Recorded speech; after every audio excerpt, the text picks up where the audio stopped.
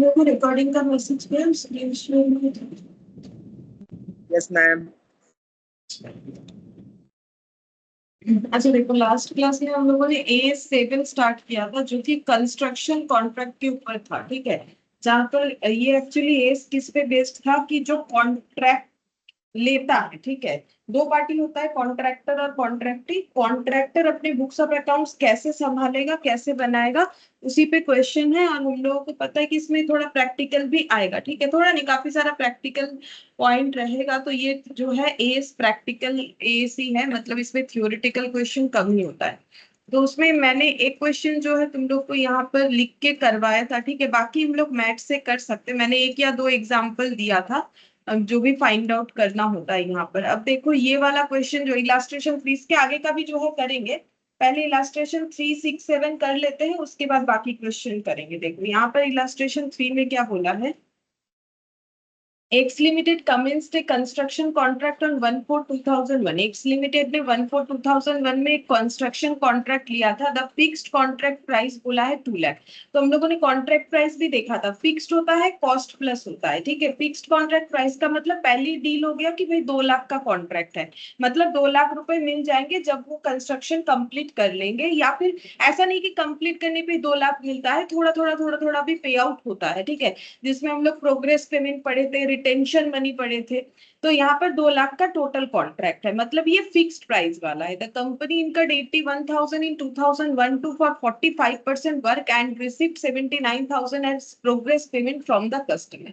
मतलब ये जो कंपनी है ना, एक्स लिमिटेड, जो कंस्ट्रक्शन का काम करती है, इन्होंने पहले साल 81,000 रुपीज का खर्चा किया। अब कंस्ट्रक्शन का काम कर रहे हैं तो इनका भी तो खर्चा हो रहा है, फिर यही तो इसी कॉस्ट में प्रॉफिट ऐड करके 2 लाख इन्होंने बोला होगा।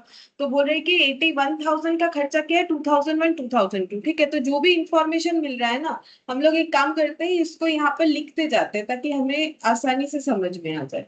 इलास्ट्रेशन 3,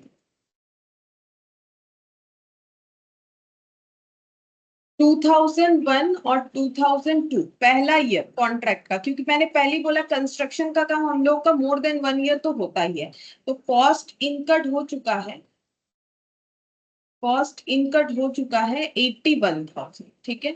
अच्छा, फिर नेक्स्ट बोला है फॉर 45% वर्क, और यहां से यहां तक जो खर्चा हुआ उसमें काम कितना कंप्लीट हुआ है, 45% काम कंप्लीट हुआ है, ऐसा बोल रहा है क्वेश्चन।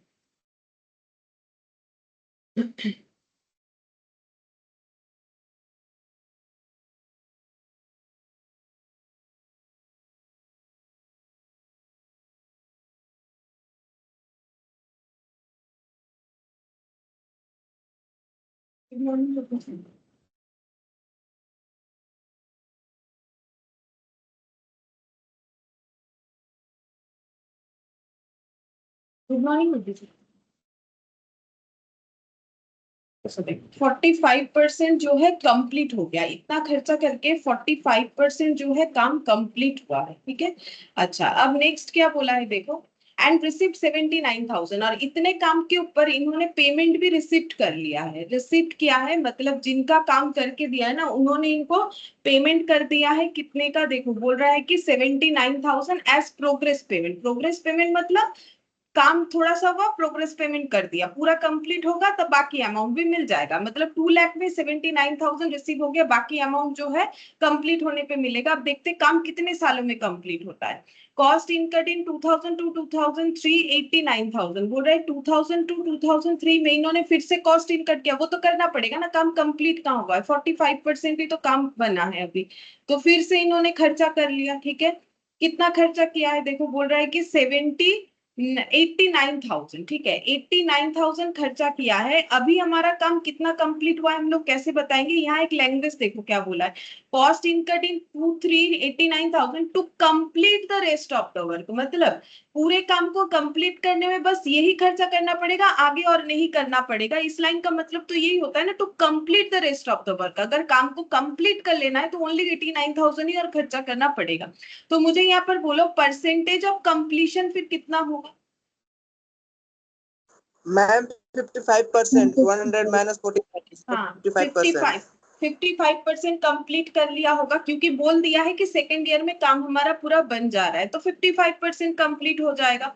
अच्छा, इसके बाद नेक्स्ट बोला है कि so the extract of the PL, हम लोग को एक पीएल बना के दिखाना है और कस्टमर अकाउंट बना के दिखाना है फॉर द रिलेटेड ईयर्स, मतलब हम लोग को ये पूरे 2 साल का एक पीएल और एक कस्टमर अकाउंट बना के दिखाना है। ठीक है, तो पीएल बनाते हैं, प्रॉफिट एंड लॉस अकाउंट। तो पीएल में क्या रिकॉर्ड करते हैं, एक साइड एक्सपेंस और एक साइड इनकम रिकॉर्ड करते हैं। ठीक है, तो पहले साल खर्चा कितना हुआ, 81,000, तो उसको हम लोग कैसे रिकॉर्ड करेंगे, डेबिट साइड में, ऑब्वियसली वो डेबिट साइड में रिकॉर्ड होगा। लिखेंगे क्या, टू कॉन्ट्रैक्ट कॉस्ट, ऐसे लिख सकते हैं, PL account debit to contract cost.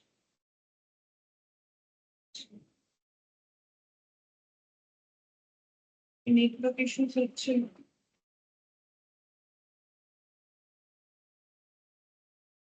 Excellent.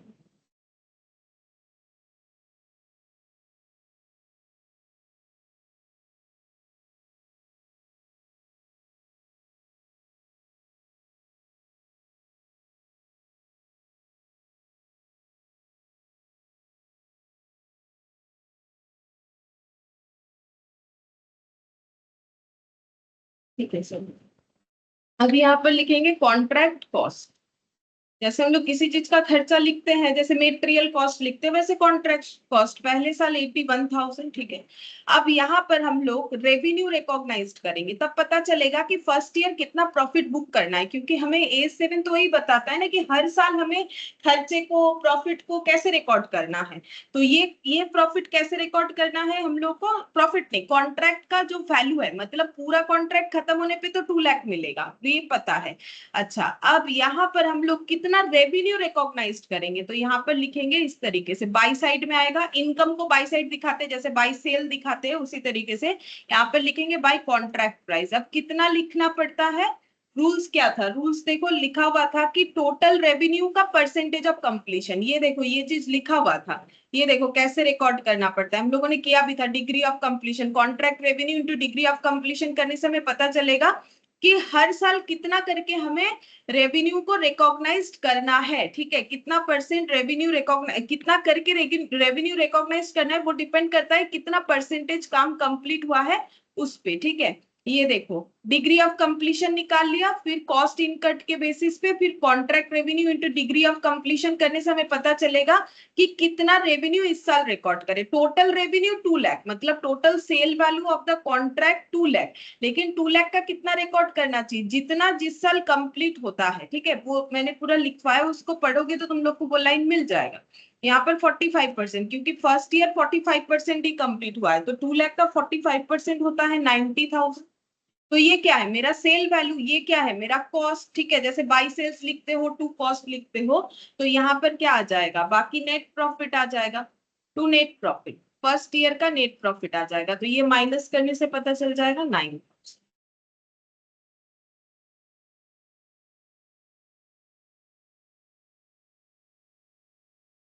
अच्छा, अब नेक्स्ट हम लोग क्या करेंगे, फिर नेक्स्ट ईयर जो कॉन्ट्रैक्ट कॉस्ट हम लोगों ने अप्लाई किया है वो लगाएंगे, कॉन्ट्रैक्ट कॉस्ट। तो कॉन्ट्रैक्टर ने नेक्स्ट ईयर खर्चा किया है कितना, 89,000। अच्छा, अब इसमें कितना रेवेन्यू हम लोग यहाँ पर बुक कर सकते हैं, जितना परसेंट काम कंप्लीट हुआ है, टू कॉन्ट्रैक्ट प्राइस। तो 2 लाख का यहाँ पर हो जाएगा 55%, तो 55% करने से 1,10,000 होगा। तो देख सकते हो कि अगर 1,10,000 और 90,000 ऐड करते हैं तो पूरा 2 लाख हो जाता है। 2 लाख का रेवेन्यू बुक हुआ, लेकिन कैसे बुक हुआ, डिग्री ऑफ कंप्लीशन के बेसिस पे। अब यहाँ पर नेट प्रॉफिट को बुक कर लेंगे, नेट प्रॉफिट हो जाएगा यहाँ पर माइनस करने से 21,000 होगा। ठीक है, तो ये टोटल हो गया 1,10,000, बन गया पहले क्वेश्चन का आंसर। आसान है, बहुत ही इंटरेस्टिंग भी, आसानी से हो भी जाता है। ठीक है, तो ये हम लोग का पीएल अकाउंट बन गया। अब हम लोग को कस्टमर अकाउंट बना के दिखाना है। ठीक है, चलो कस्टमर अकाउंट बना के दिखाते, कैसे करके कस्टमर अकाउंट बनेगा। कस्टमर अकाउंट, तो यहाँ पर जैसे डेटर बनाते हैं वैसे कस्टमर लिखेंगे। तो कस्टमर हम लोग का डेटर के तरह होगा, तो कस्टमर अकाउंट का सबसे पहला एंट्री क्या होगा कि कस्टमर से हमें कितना पैसा मिलने वाला है। जैसे हम लोग डेटर टू सेल करते हैं, क्रेडिट में जब होता है ड्यू एंट्री, तो कितना प्राइस मिलेगा, जितना हम लोग कॉन्ट्रैक्ट रेवेन्यू बुक करें, हम लोग क्या मानेंगे कि हम लोग 90,000 रिसीव कर सकते हैं इस साल, क्योंकि हम लोगों ने 90,000 का सेल बुक किया। जितना सेल बुक करते हैं उतना पैसा रिसीव करेंगे ये सोचते हैं, नहीं मिलता है तो जितना मिलेगा उतने का एंट्री। तो पहले यहाँ पर हो जाएगा टू कॉन्ट्रैक्ट प्राइस। जैसे टू सेल होता है, डेटर टू सेल, पहले क्रेडिट का एंट्री, टू कॉन्ट्रैक्ट प्राइस यहाँ पर हो जाएगा फर्स्ट ईयर में 2 लाख इंटू 45%। तो ये पहले से ही कैलकुलेट किया हुआ है 90,000, लेकिन हम लोग को मिला कितना है पहले साल इसके अगेंस्ट में, ओनली 79,000 मिला है। तो उसको लिखेंगे बाय बैंक, पैसा मिलने से बाय बैंक लिखते हैं, बाय बैंक 79,000। और बाकी जो बच गया वो रिसीवेबल हो गया कि डेटर से बाद में लेंगे, क्योंकि डेटर ने अभी नहीं दिया है। तो 90,000 और 79,000 का गैप ये हो जाएगा 11,000। ठीक है। अच्छा, नेक्स्ट क्या करेंगे, जैसे डेटर अकाउंट बनता है सेम वैसे ही बनेगा, नाम कस्टमर है, ये ब्रॉट डाउन कर लेंगे टू बैलेंस बीडी बोल, टू बैलेंस बीडी 11,000। और यहाँ पर फिर से बुक करेंगे कि कितना रिसीवेबल है, टू कॉन्ट्रैक्ट प्राइस 2 लाख का 55%,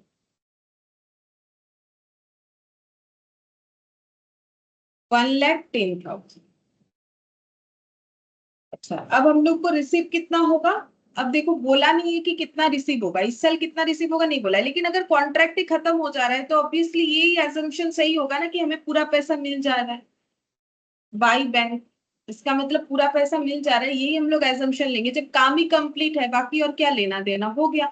अब पैसा तो पूरा दे देना चाहिए, तो हम लोग ये मानते हैं कि पूरा पैसा दे दिया,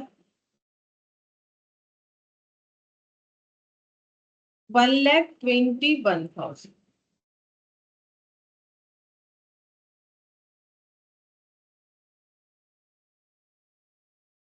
ये हो गया, ठीक है।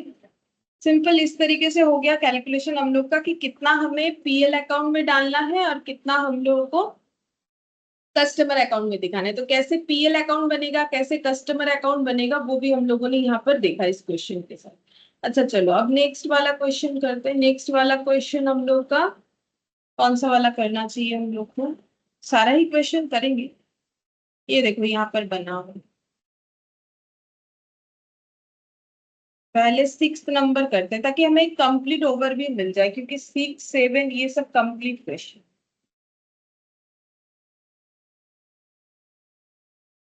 ये वाला देखो क्या बोला है, a firm of contractor obtain a contract for construction of bridge across river Revati. ठीक है, तो एक रिवर के ऊपर जो है ब्रिज बन रहा है, उसका कंस्ट्रक्शन का काम किसी कॉन्ट्रैक्टर ने लिया है। Following details are available in the records kept for the year ended 31st March 2001। 31st March 2001 को जो बुक्स में रिकॉर्ड्स मिला है वो कुछ ऐसा है। टोटल कॉन्ट्रैक्ट प्राइस था 1,000 लाख का।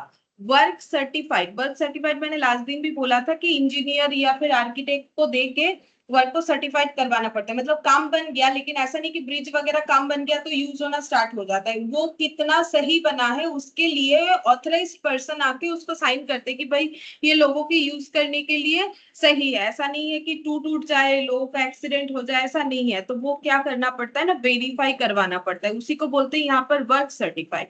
तो वर्क सर्टिफाइड जितना है, जितना काम हमारा सर्टिफाइड हुआ है वो है 500 लाख रुपीस का। और work yet not certified for the cost incurred 105 lakh. मतलब टोटल इतना खर्चा हो चुका है, टोटल इतना एक्सपेंस जो है इस कंपनी ने, कॉन्ट्रैक्टर ने कर दिया है, लेकिन इतना कम सर्टिफाइड हुआ है, इतना कम सर्टिफाइड नहीं हुआ है। तो क्या हुआ, खर्चा तो हमारा पूरा लग चुका है 605। और ये देखो मैंने यहाँ पर बोला भी था कि टोटल कॉस्ट इन कट, ये देखो ये एएस ने बोला है, मैंने नहीं बोला, ये देखो एएस ने बोला है कि टोटल कॉस्ट में क्या लेना है, जितना कॉस्ट। और लॉजिकल भी है क्योंकि मैंने पूरा खर्चा कर दिया इतना, अब मेरा काम कुछ सर्टिफाइड है, कुछ सर्टिफाइड नहीं है। अब सर्टिफाइड नहीं क्यों होता है, वो अलग अलग बहुत सारे रीजन होते हैं। जैसे कि देखो, अगर जो ऑथराइज पर्सन है उनको लगा कि ये काम इतना सही नहीं हुआ है तो वो अनसर्टिफाइड कर सकते हैं, मतलब सर्टिफाइड नहीं कर सकते, तो फिर से उसे सही करना पड़ेगा, रेक्टिफाई। या फिर ऐसा भी होता है ना कभी कभी कि ईयर एंड होने के बाद जो है सर्टिफाइड करने के लिए ऑथराइज्ड पर्सन आए, तो उस ईयर में वो अमाउंट हमारा सर्टिफाइड नहीं होता है, क्योंकि जो जैसे देखो ना, जो टैक्स फाइल वगैरह होता है तो उसमें भी तो टाइम लगता है ना। वैसे ही ये जो सर्टिफाइड ऑथराइज्ड पर्सन है ना, इन ये भी स्टार्ट कर देते मार्च के महीने पे जो है वेरीफाई करना जाना। तो जरूरी नहीं है कि हर जगह पे जो है वो टाइम पे पहुंच जाए, हो सकता है थोड़ा आगे पीछे पहुंचे, ठीक है। तो अगर बाद में पहुंचते हैं तो भी क्या होता है ना, काम जो है अनसर्टिफाइड दिखता है, क्योंकि उतने का सर्टिफिकेशन नहीं मिला, क्योंकि वो उस ईयर के अंदर जो है ऑथराइज पर्सन आके नहीं पहुंचे, तो ऐसा हो सकता है। तो उसीलिए होता है वर्क अनसर्टिफाइड, बहुत सारा रीजन हो सकता है। तो ये देखो, कॉस्ट इनकट का मतलब work certified plus work not certified. हम लोगों ने जितना काम कर लिया है, ठीक है, वो टोटल 605 लाख का है, जिसमें से 500 लाख का काम के ऊपर हमें सर्टिफिकेशन मिल गया है, 105 के ऊपर सर्टिफिकेशन नहीं मिला है। Estimated further cost to complete बोल रहा है कि अगर इस ब्रिज के काम को पूरा कंप्लीट करना है तो 605 लाख का खर्चा तो कर चुके हैं, और 495 का खर्चा करना पड़ेगा। मतलब ये हो जाएगा टोटल कॉस्ट, ठीक है, ये हो जाएगा टोटल कॉस्ट टू बी इनकट, ठीक है। टोटल कॉस्ट ये देखो, ये हम लोग का है कॉस्ट इनकट, मतलब अभी तक इनकट कितना हो चुका है 605, लेकिन पूरा खर्चा कितना लग जाएगा इसको कंप्लीट करने के लिए। 605 ऑलरेडी एक्सपेंस कर चुके हैं, 495 फ्यूचर में करने वाले हैं, तो यहाँ पर हो जाएगा 1100, शायद 1100 इतने का खर्चा हो जाएगा इस ब्रिज को कंप्लीट करने के लिए। प्रोग्रेस पेमेंट रिसिप्ट, मतलब जितना सा काम हुआ है उसके अगेंस्ट में प्रोग्रेस पेमेंट रिसिप्ट हुआ है 400, और टू बी रिसिप्ट है 140। 400 रिसीव हुआ है और 140 टू बी रिसिप्ट है, मतलब ये रिटेंशन है। रिटेंशन का मतलब रख रख के पैसा देना। कि प्रोग्रेस बिलिंग जो है वो तो टोटल फिर कितने का बना होगा, 540 का बिल बना के हम लोगों ने भेज दिया होगा कि 540 लाख का हमें पेमेंट कर दीजिए, लेकिन उन्होंने 400 लाख का पेमेंट किया, 140 lakh to be receipt mode में रख दिया, मतलब रिटेंशन मनी कर दिया इसको कि इसको बाद में पे करेंगे। ऐसा होता है, ठीक है। क्या चाहे तो बाद में, मतलब ऐसा नहीं कि एक काम का जो है पूरा ही पेमेंट हो जाता है, जो भी बिल बना के भेज दिया जाता है थोड़ा सा पेमेंट होता है, थोड़ा कम होता है, ठीक है। और जरूरी नहीं कि सब कोई रिटेंशन करे, लेकिन नॉर्मली बड़े बड़े काम में रिटेंशन होता है, ठीक है। जैसे कि ये देखो, यहाँ पर मैंने ये सारी चीजों को लिखवाया था। Amount of progress billing, progress billing का वो amount which are not paid until the satisfaction of the specified condition. Progress billing can be paid और पेबल। तो प्रोग्रेस बिलिंग में पेड अमाउंट भी इंक्लूड होता है, पेबल अमाउंट भी include होता है। जो पे कर दिया वो पेड अमाउंट, जो पे नहीं किया किसी वजह से रोक दिया गया, ठीक है, चाहे वजह वो कुछ भी हो, उसको बोलते हैं पेबल अमाउंट, ठीक है। अच्छा, अब देखो यहाँ पर क्वेश्चन में हमें करने क्या बोला है, the firm seek your advice and assistance in the presentation of accounts keeping in view the requirement of AS7 issued by your institute. मतलब AS7 के अगेंस्ट में जो भी इसमें अकाउंटिंग ट्रीटमेंट होना चाहिए वो हमें प्रिपेयर करके दिखाना है, ठीक है। तो हमें क्या क्या दिखाना है, AS7 हमें जो डिस्क्लोज करने बोलता है, मतलब हमें दिखाना पड़ेगा कि कॉन्ट्रैक्ट रेवेन्यू कितना है, ठीक है। उसके बाद ये देखो, अमाउंट ड्यू टू या ड्यू फ्रॉम कस्टमर, इसका पूरा फॉर्मेट बना के दिखाना पड़ेगा, ठीक है। ये सारी चीज हमें पूरे कैलकुलेट करके, मतलब A7 के अगेंस्ट में जो डिस्क्लोजर है, ये जो बना हुआ है ना पूरा लाइन बाय लाइन, ये पूरा बना के हमें दिखाना पड़ेगा, वो तो हो गया disclosure.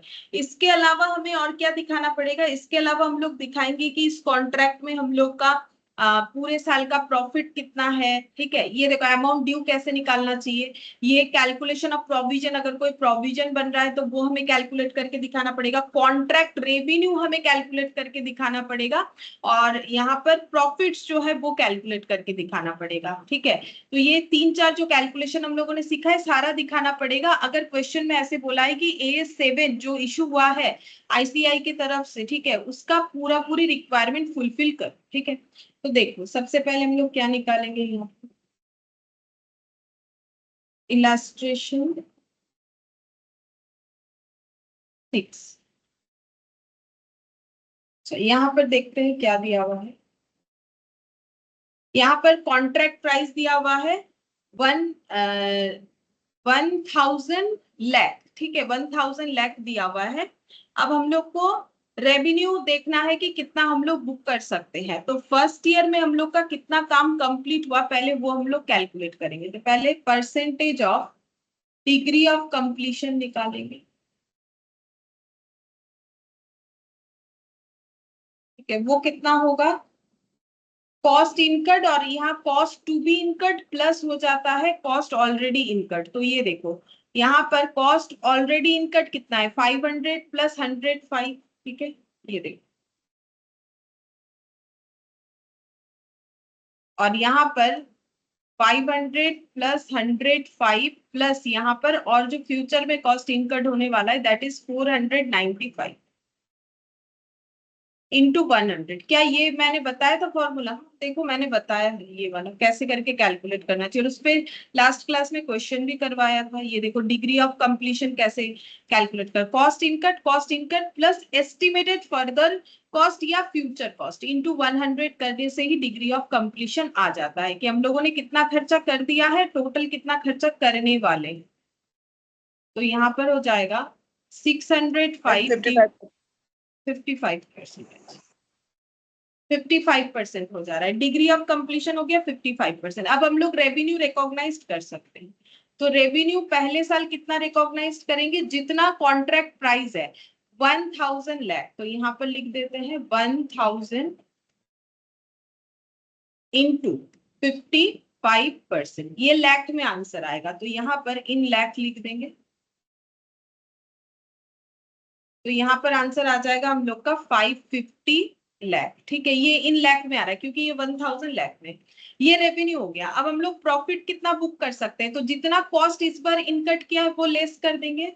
Cost incurred during the year, cost incurred कितना किया है 500 लाख प्लस 105 लाख, मतलब यहाँ पर हो गया 605 लाख। अच्छा, तो लॉस हो गया, देखो लॉस हो गया क्योंकि हम लोगों ने पहले साल खर्चा जो हमें रिकॉर्डिंग दिख रहा है इतना किया है, और पहले साल रेवेन्यू बस इतना ही बुक कर सकते हैं। तो हम लोग का लॉस हो जाता है 55 lakh, loss for the year.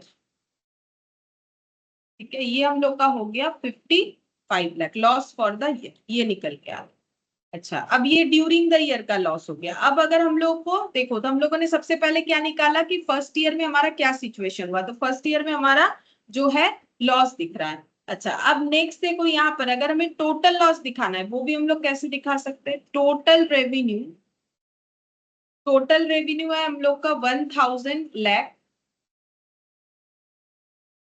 और टोटल कॉस्ट कितना इनकर्ड होगा, टोटल कॉस्ट कितना होगा 500 प्लस 100, 5 लग चुका है, 495 लाख और लगने वाला है 110 लाख।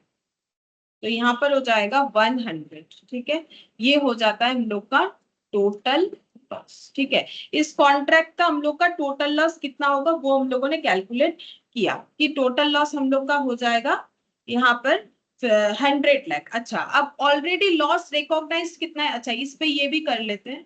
ये इसको लॉक नहीं करते, चलो पहले यहाँ पर दिखा देते हैं कि हम लोग को पता है कि जब कॉन्ट्रैक्ट पूरा खत्म होने वाला है इतने का लॉस होगा। Loss already recognised previous year में, ये देखो 55। ठीक है, ऑलरेडी लॉस रिकॉग्नाइज्ड हो चुका है 55 लाख। तो और कितना फ्यूचर में लॉस होने वाला है 45, और इसका हमें क्या बनाना चाहिए, प्रोविजन। इधर ना जगह नहीं, हम उल्टे साइड में लिख रहे हैं, तुम लोग इसके इधर ही लिखो। ठीक है, तो इसको हम लोग लिखेंगे provision for loss to be made, provision for loss to be made. ठीक है, हम लोग को इतना प्रोविजन बना लेना चाहिए क्योंकि हमें दिख रहा है कि जो कॉन्ट्रैक्ट है उससे फ्यूचर में हमें और 45 लाख का लॉस होने वाला है। ठीक है, तो हम लोगों ने क्या क्या फाइंड आउट किया, ये देखो जैसे हम लोगों ने यहाँ पर लिखा है ना उसी तरीके से हमें लाइन बाय लाइन ही करके दिखाना है। देखो सबसे पहले हम लोगों ने क्या फाइंड आउट किया, ये देखो हाउ टू कैलकुलेट प्रॉफिट। तो हम लोग जब प्रॉफिट कैलकुलेट करने गए तो सबसे पहले डिग्री ऑफ कंप्लीशन निकाला, 55% आया, ठीक है। उसके बाद हम लोगों ने यहाँ पर फाइंड आउट किया कितना जो है हम लोग को प्रॉफिट रिकॉग्नाइज करना चाहिए। तो हम लोगों ने देखा प्रॉफिट नहीं, लॉस रिकॉग्नाइज हो गया। और प्रीवियस ईयर में अगर ऑलरेडी कोई कॉस्ट हमारा इनकर्ड है, ये देखो टोटल प्रॉफिट आया, ये देखो इसके साथ कॉस्ट इनकर्ड लेस करके टोटल प्रॉफिट, तो हमारे क्वेश्चन में लॉस आया, प्रॉफिट नहीं आया। हम लोग का ये वाला अमाउंट कितना आया था 550, ये आया 605, तो हम लोग का आ गया 55। प्रॉफिट ऑलरेडी रिकॉग्नाइज, तो ये हमारा पहला साल था। तो ऑलरेडी रिकॉग्नाइज कब होता है, जब सेकेंड ईयर होता है, ठीक है। अब हम लोगों ने सेकेंड ईयर में देखा कि जब सेकेंड ईयर आएगा तब क्या सिचुएशन होगा, तो प्रॉफिट तो नहीं हो रहा है, लॉस रिकॉग्नाइज हो रहा है, ठीक है। तो लॉस रिकॉग्नाइज होगा, और अगर हमें पता है कि फ्यूचर में लॉस रिकॉग्नाइज्ड होने वाला है तो हमें उसका प्रोविजन बनाना चाहिए। क्या ये भी हम लोगों ने देखा था, ये देखो देखा था, टोटल रेवेन्यू से टोटल कॉस्ट लेस करेंगे, मैंने वही लिखा। टोटल रेवेन्यू मैंने कितना दिखाया 1000 लाख, टोटल कॉस्ट कितना दिखाया 1100, तो हम लोग का टोटल लॉस कितना आ गया 100 लाख, ठीक है। जिसमें से हम लोगों ने ऑलरेडी रिकॉग्नाइज कर लिया था प्रीवियस ईयर, ये देखो। फिर प्रोविजन टू बी मेड, कि हमें कितना प्रोविजन बनाना पड़ेगा, ठीक है। तो ये दो चीज हम लोगों ने बना लिया। अच्छा, अब नेक्स्ट हम लोग दिखाएंगे कि कस्टमर को कितना, ये देखो ये वाला बनाएंगे, अमाउंट ड्यू टू और ड्यू फ्रॉम कस्टमर। हमें कस्टमर को पेमेंट करना है या कस्टमर से हमें पेमेंट मिलेगा, उसका कैलकुलेशन करना पड़ेगा। नेक्स्ट कैलकुलेशन ये वाला होगा। तो उसके लिए हम लोग कैसे कैलकुलेट करेंगे, तो पहले हम लोग ये देखेंगे कि हम लोगों ने कितना कॉस्ट इनकर्ड किया। तो यहाँ पर लिखते हैं contract cost already incurred. Contract cost already incurred 500 plus 105, ये देखो 500 प्लस 105, तो ये हो गया 605, ये है इन लैख। अब इससे ये कॉस्ट ऑलरेडी इनकर्ड, अब हम लोग यहाँ पर ऐड करेंगे अगर हमारा कोई प्रॉफिट है तो रिकॉग्नाइज्ड प्रॉफिट, ठीक है। रिकॉग्नाइज प्रॉफिट, इस क्वेश्चन में तो प्रॉफिट जनरेट नहीं हुआ है, लॉस जरूर हुआ है, तो रिकॉग्नाइज करेंगे लॉस को। तो टोटल लॉस कितना होगा, टोटल लॉस हम लोग का ये देखो 55 प्लस 45, ठीक है। प्रीवियस मतलब फर्स्ट ईयर 55 और 45 होने वाला है, ठीक है। तो यहाँ पर हो जाएगा 100। अब ऐसा लगेगा कि मैंने यहाँ पर दोनों को क्यों दिखा दिया, तो उसका भी देखो हम दिखाते, मैंने तुम लोग को बताया था कैसे। देखो अब तुम लोग सोचोगे कि पहले साल तो इतना हुआ तो उस पे तो लॉस इतना ही है, ये तो नेक्स्ट होने वाला है, सही बात है। लेकिन हमें प्रूडेंस नेचर क्या बोलता है कि अगर हमारा फ्यूचर का लॉस हो रहा है, हमें पता है, तो उसे हमें आज ही रिकॉग्नाइज करना चाहिए। और अगर हम लोग उसको पीएल में दिखाएंगे, जो हम लोग का लास्ट क्लास का लास्ट क्वेश्चन था, तो हम लोग का नेट लॉस बढ़ जाएगा। कहां पर दिखाया था, ये देखो यहाँ पर मैंने दिखाया था। नेट लॉस हम लोग का कितना आया था, नेट लॉस हम लोग का पहले 12 आया था फर्स्ट ईयर के जो पीएल थे उसके हिसाब से। फिर हम लोगों ने देखा कि प्रोविजन हमें क्रिएट करना पड़ेगा फ्यूचर में 3 करोड़। तो मैंने क्या बोला, अगर मुझे प्रोविजन फ्यूचर में क्रिएट करना है तो पीएल में मुझे उसे रिकॉर्ड करना पड़ेगा। जैसे ही हम पीएल में रिकॉर्ड करेंगे तो मेरा नेट लॉस का अमाउंट उतने से जो है इंक्रीज हो जाएगा, फ्यूचर वाला प्रोविजन। ये क्वेश्चन लास्ट जो हम लोगों ने किया था वहां पर, ये देखो कॉन्ट्रैक्ट प्राइस 92 ही रखा है, इस पीएल को दोबारा बनाया था। फिर कॉन्ट्रैक्ट प्राइस यहाँ पर 80, ये देखो 80, कॉन्ट्रैक्ट कॉस्ट ऑलरेडी इनकट 92, और जो हम लोग का नेट लॉस आया था 12, वो तो रह रहा है क्योंकि प्रोविजन को भी हम लोग यहाँ पर बुक कर रहे हैं, तो फिर वो नेट लॉस 3 लाख से बढ़ के 15 लाख हो गया। तो यहाँ पर उसी को हम स्टेटमेंट फॉर्मेट में दिखा रहे हैं। ये देखो यहाँ पर ये जो है ये हम लोग का प्री मतलब फर्स्ट ईयर का जो है लॉस है, और ये जो है प्रोविजंस फॉर लॉस, ये हम लोग का क्या है, प्रोविजन वाला है, ठीक है। प्रोविजन भी उसी साल रिकॉर्ड होगा क्योंकि फ्यूचर का लॉस हमें रिकॉर्ड करना है। अच्छा, अब लेस हम लोग कर लेंगे। अब देखो ये मेरा सेल प्राइस निकल गया, जैसे कॉस्ट के साथ प्रॉफिट ऐड करते हैं तो भी सेल प्राइस आएगा, कॉस्ट में लॉस लेस करोगे तो भी सेल प्राइस आएगा, तो वही हो गया। अब सेल प्राइस आ जा रहा है, ये दोनों को अगर हम लोग जो है एडजस्ट कर देते हैं, सेल प्राइस आ जाएगा। अब इसमें से हमें कितना पेमेंट मिल गया, अब इसको तुम लोग चाहो तो टोटल कर सकते हो, दैट इज 505 हो जाएगा, ठीक है। लेस कर देंगे प्रोग्रेस पेमेंट, जितना पेमेंट हमें मिल गया। अब प्रोग्रेस पेमेंट अभी अभी दिखाया, लिखा हुआ था received and to be received, दोनों मिलके होता है प्रोग्रेस पेमेंट बिलिंग, ठीक है। प्रोग्रेस पेमेंट बिलिंग कि हम लोगों ने बिल करके भेज दिया कि भाई इतना पैसा दे दो। अब देखो कितना हो रहा है 400 और 140, टोटल कितना हो गया हम लोग का 540, ठीक है। अच्छा, अब 540 आ गया, ये नेगेटिव होगा, प्रोग्रेस पेमेंट हमें माइनस करना है कि मेरा पूरा सेल वैल्यू इतना है जिसमें से मुझे इतना मिल चुका है, ठीक है। तो बाकी अमाउंट मेरा कितना आ रहा है, बाकी अमाउंट मेरा आ जा रहा है 540 माइनस 505,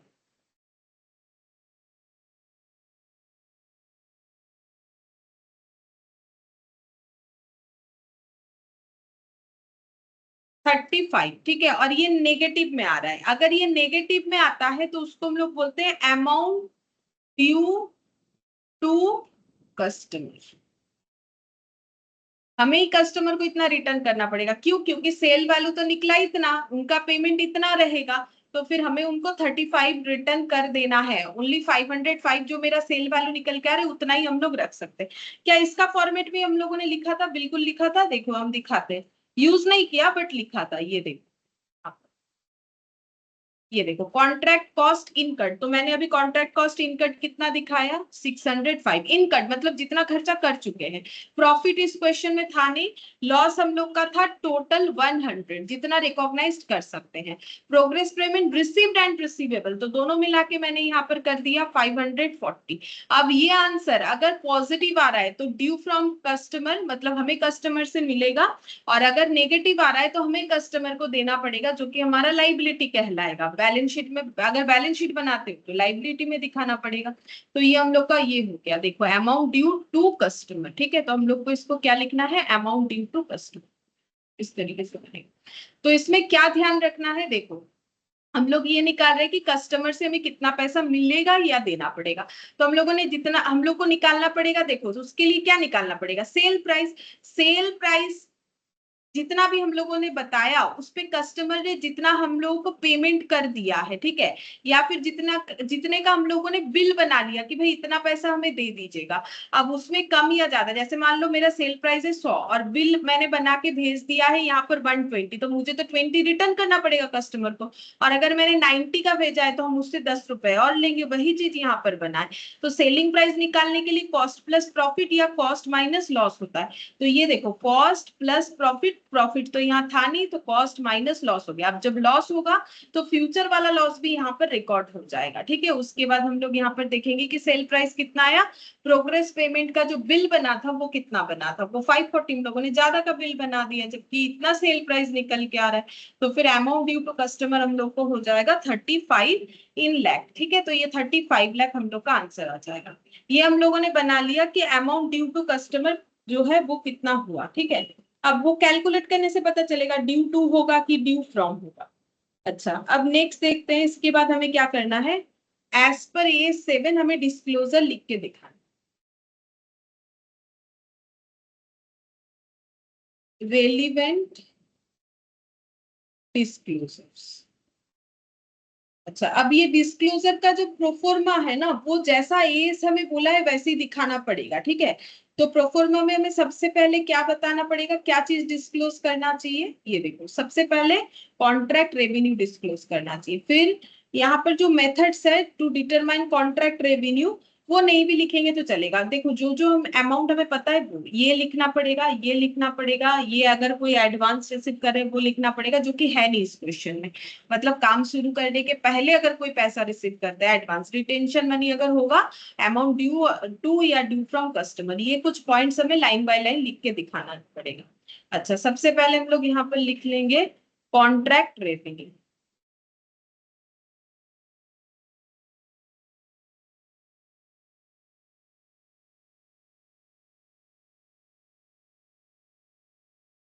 कॉन्ट्रैक्ट रेवेन्यू कितने का हुआ, कॉन्ट्रैक्ट रेवेन्यू हम लोग का हो गया, हम लोगों ने निकाला है कॉन्ट्रैक्ट रेवेन्यू, यहाँ दिया हुआ नहीं।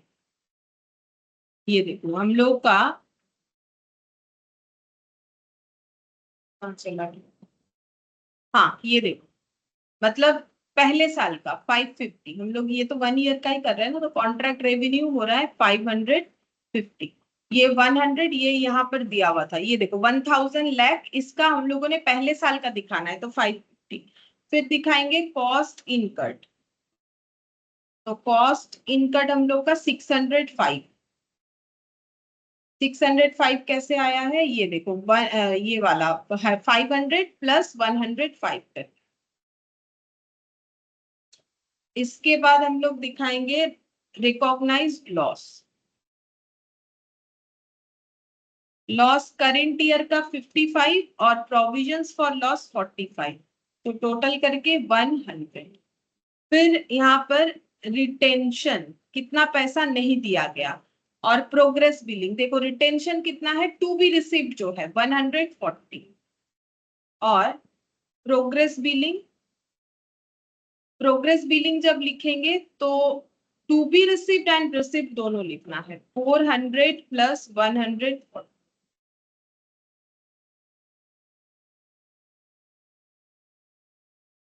और अमाउंट ड्यू टू निकल के आया तो वही लिखेंगे, अमाउंट ड्यू टू कस्टमर 35। ठीक है, ये सब इन लैख में है, ये हमें लाइन बाय लाइन प्रेजेंट करना है। तो जो फर्स्ट ईयर हम लोगों ने देखा वहां पर कॉन्ट्रैक्ट रेवेन्यू देखो क्या क्या लिखना है, एक बार मैच कर लो, देखो क्या लिखना है। सबसे पहले लिखना है हम लोग को कॉन्ट्रैक्ट रेवेन्यू, ये देखो अमाउंट ऑफ कॉन्ट्रैक्ट रेवेन्यू मैंने ये लिखा है 550। ठीक है, फिर उसके बाद कॉस्ट इनकट लिखा है 605। फिर उसके बाद हम लोगों ने यहाँ पर लॉस भी दिखा दिया है। ठीक है, रिटेंशन यहाँ पर दिया हुआ है, रिटेंशन मनी हम लोग का आया है 140, प्रोग्रेस बिलिंग का अमाउंट हम लोग का आया है 540, और यहाँ पर आया है अमाउंट ड्यू 35।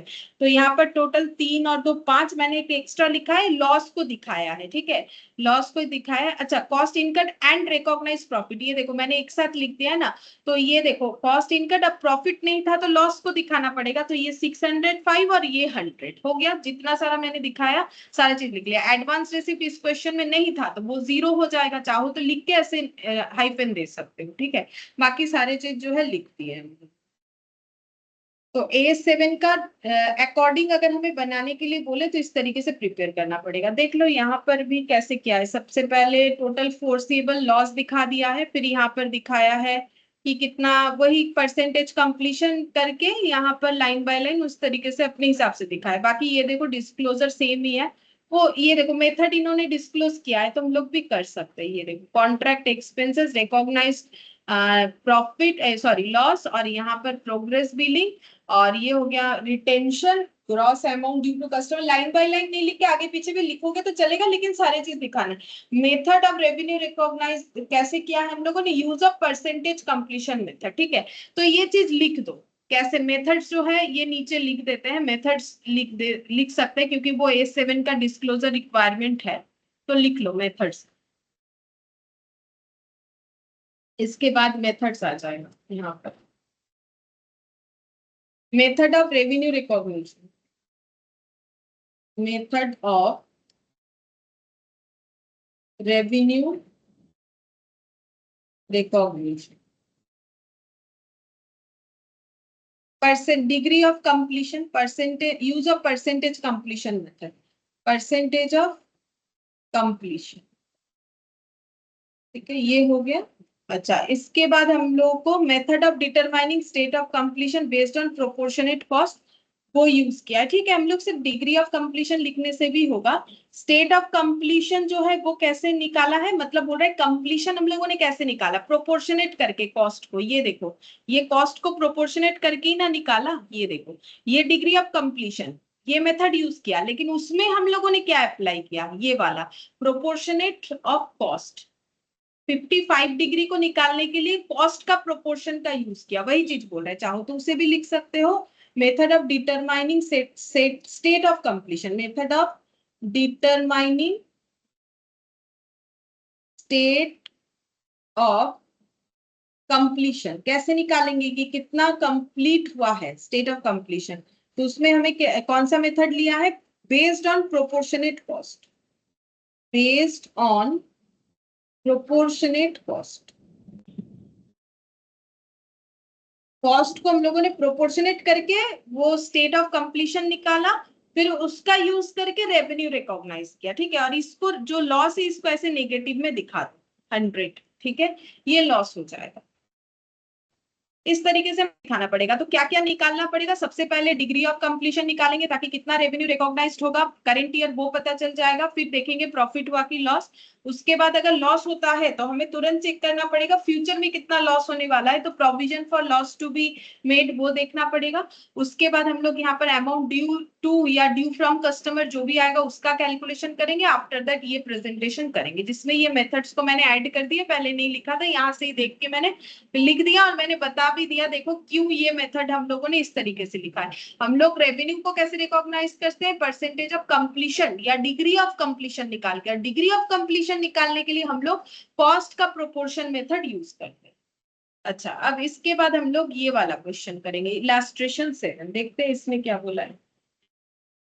इलास्ट्रेशन 7 में बोला है कि 1 दिसंबर 2001 Vishwakarma construction company limited under to a contract to construct building for 85 lakh. बोल रहा है कि विश्वकर्मा कंस्ट्रक्शन कंपनी जो है, इन्होंने एक बिल्डिंग बनाने का जो है कंस्ट्रक्शन का काम लिया है, जो जिसका मतलब जो प्राइस है, कॉन्ट्रैक्ट प्राइस है, वो हम लोग का 85 लाख है।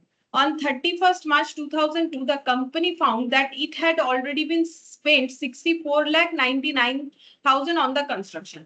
तो ये जो 85 है, ये 85 हम लोग का क्या हो गया, कॉन्ट्रैक्ट प्राइस हो गया, ठीक है, क्योंकि कंस्ट्रक्शन का काम का जो डीलिंग हुआ है वो 85 पे हुआ है, तो ये हम लोग का कॉन्ट्रैक्ट प्राइस हो गया, ठीक है। या फिर बोल सकते हो टोटल रेवेन्यू। अब यहाँ पर कंपनी ने देखा, यहाँ पर देखा गया कि ऑलरेडी कॉस्ट इतना इनकट हो चुका है। prudent estimation of additional cost for the completion was 32,01,000। बोल रहे हैं कि फ्यूचर में इतना खर्चा होने वाला है, यानी कि टोटल कॉस्ट इतना इनकट हो जाएगा।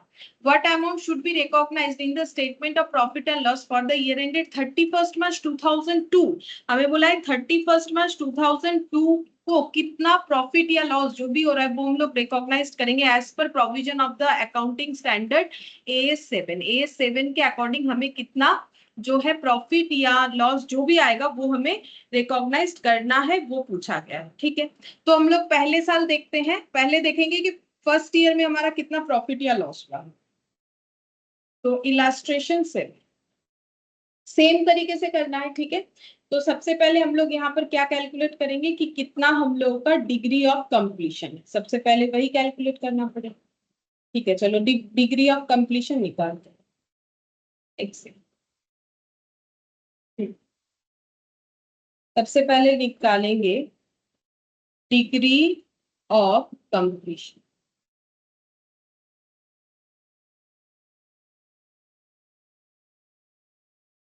कॉस्ट ऑलरेडी इनकट 64,99 और cost to be incurred future में, मतलब total cost 32,01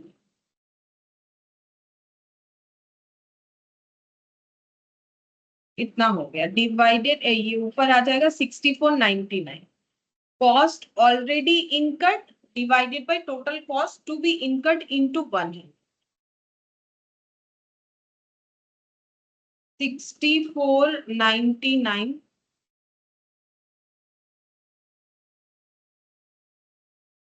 97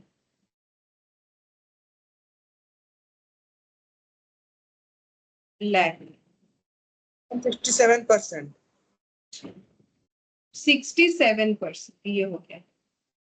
degree of completion हम लोग का कैलकुलेट Yes, होके आ गया 67%। अब हम लोग फर्स्ट ईयर कितना जो है रेवेन्यू रिकॉग्नाइज करे वो हम लोग फाइंड आउट कर पाएंगे, और प्रॉफिट या लॉस जो भी होगा वो भी हम लोग कैलकुलेट कर लेंगे। अच्छा, सबसे पहले हम लोग यहाँ पर लिखेंगे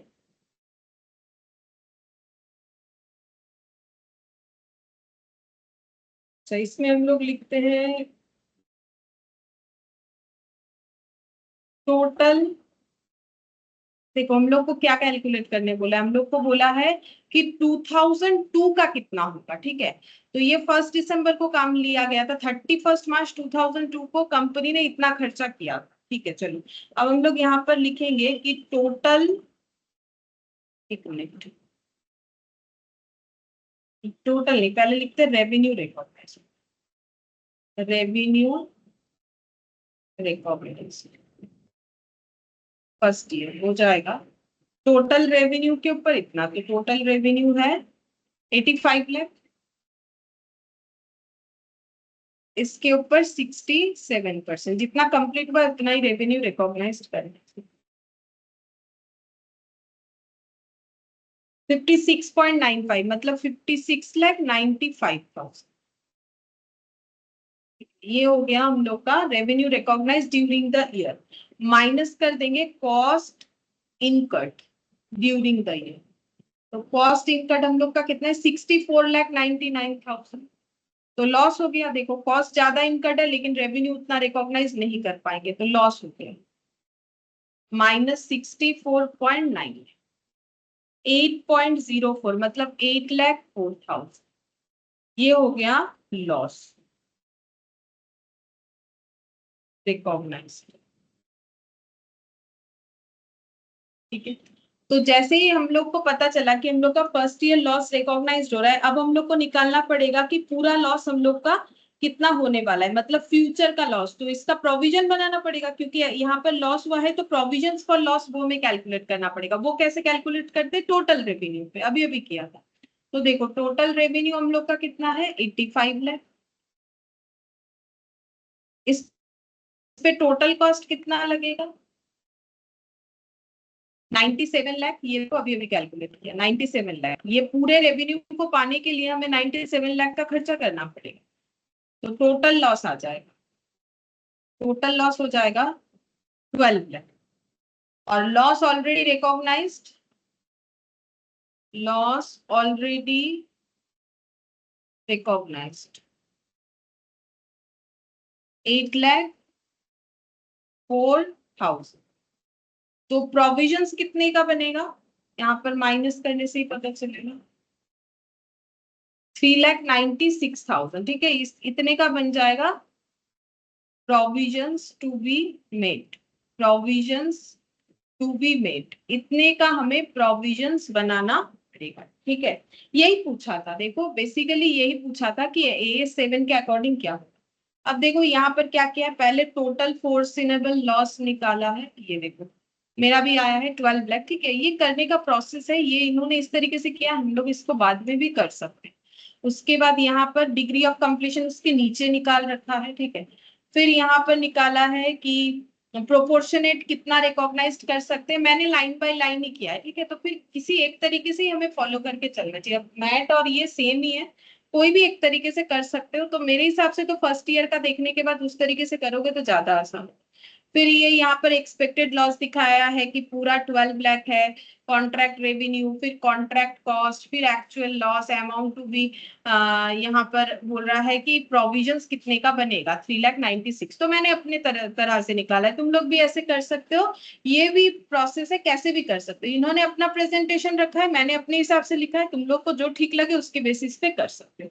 तो ये मेन जो क्वेश्चन है वो हम लोगों ने किया। अब इसके आगे के क्वेश्चन में चलते हैं। देखो 6th नंबर हो गया, 7 नंबर हो गया। अब ये वाला क्वेश्चन देखते हैं, इसके आगे वाला, ये वाला क्वेश्चन देखते हैं। इलास्ट्रेशन 5। ठीक है, इसमें क्या बोला है देखते हैं। इलास्ट्रेशन 5 में बोला है, बोल रहा है कि so profit and loss account, हमें पीएल अकाउंट बना के दिखाना है, एक्सट्रैक्ट। ठीक है, पीएल अकाउंट एक्सट्रैक्ट वाला बना के दिखाना है in the books of contractor in respect of the following data for the year 1। ठीक है, फर्स्ट ईयर का हमें बताना है। अच्छा, कॉन्ट्रैक्ट प्राइस बता दिया है, फिक्स्ड कॉन्ट्रैक्ट प्राइस है 600। अच्छा, उसके बाद यहाँ पर बताया cost incurred to date 390, estimated cost to complete. assume that the contract period is 2 year, 2 साल का है। the contract is 100% completed by year 2।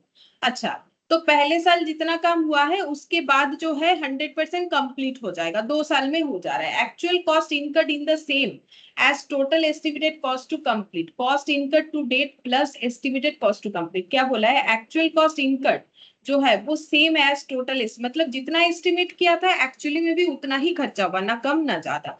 Cost incurred to date plus estimated cost to complete, मतलब कंप्लीशन का cost क्या हुआ, जो cost हम लोग ऑलरेडी इनकट कर चुके थे प्लस हम लोगों ने जो एस्टिमेट किया था उसका टोटल करने पे जो निकल के आया था वही एक्चुअली में हुआ, ना कम ना ज्यादा। ठीक है, एकदम एग्जैक्ट एग्जैक्ट जो है किया गया। अब हम लोग को क्या बना के देना है इनको, पीएल बना के देना है, ठीक है, हम लोग को पीएल बना के देना है। तो पीएल का स्ट्रक्चर बनाते हैं और हम वर्किंग नोट में दिखाते हैं क्या क्या हमें करना पड़ेगा। इलास्ट्रेशन, यहाँ पर हम लोग बनाएंगे एक प्रॉफिट एंड लॉस अकाउंट।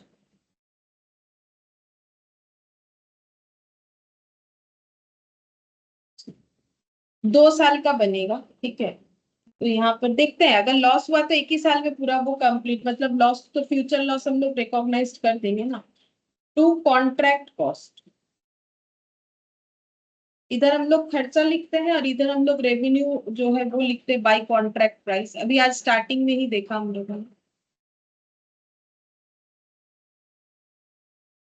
अच्छा, अब देखते हैं कितना कॉन्ट्रैक्ट कॉस्ट है।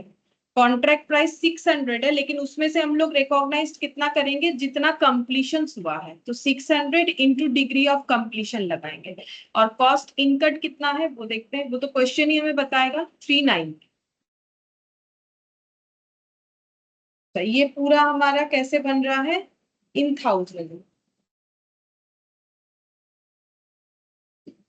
तो अब यहाँ पर हम लोग कैलकुलेशन करते हैं। सबसे पहले working note number 1, percentage of completion या डिग्री ऑफ कंप्लीशन, जो भी लिखोगे एक ही बात है। तो सबसे पहले यहाँ पर आ जाएगा कॉस्ट ऑलरेडी इनकट। तो कॉस्ट ऑलरेडी इनकट है 390। Total cost to be incurred 390 plus यहाँ पर 260 था इंटू 1।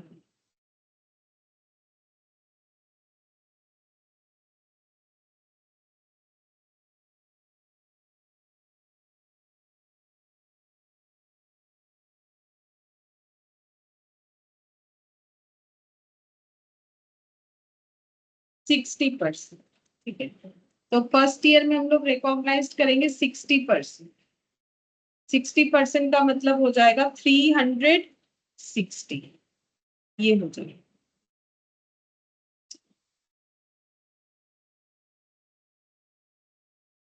फिर नेक्स्ट हम लोग वर्किंग नोट 2 बनाते हैं।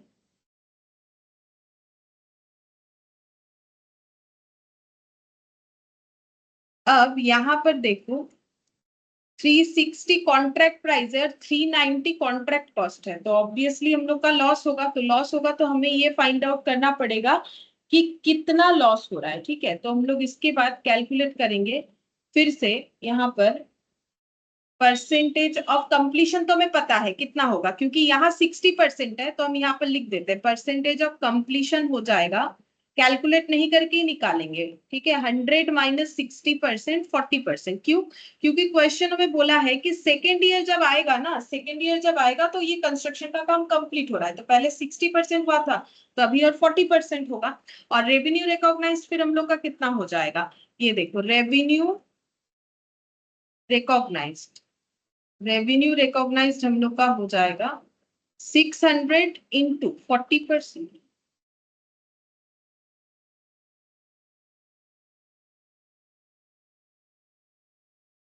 तो ये हो जाएगा 240, ठीक है। 240 हो जाएगा।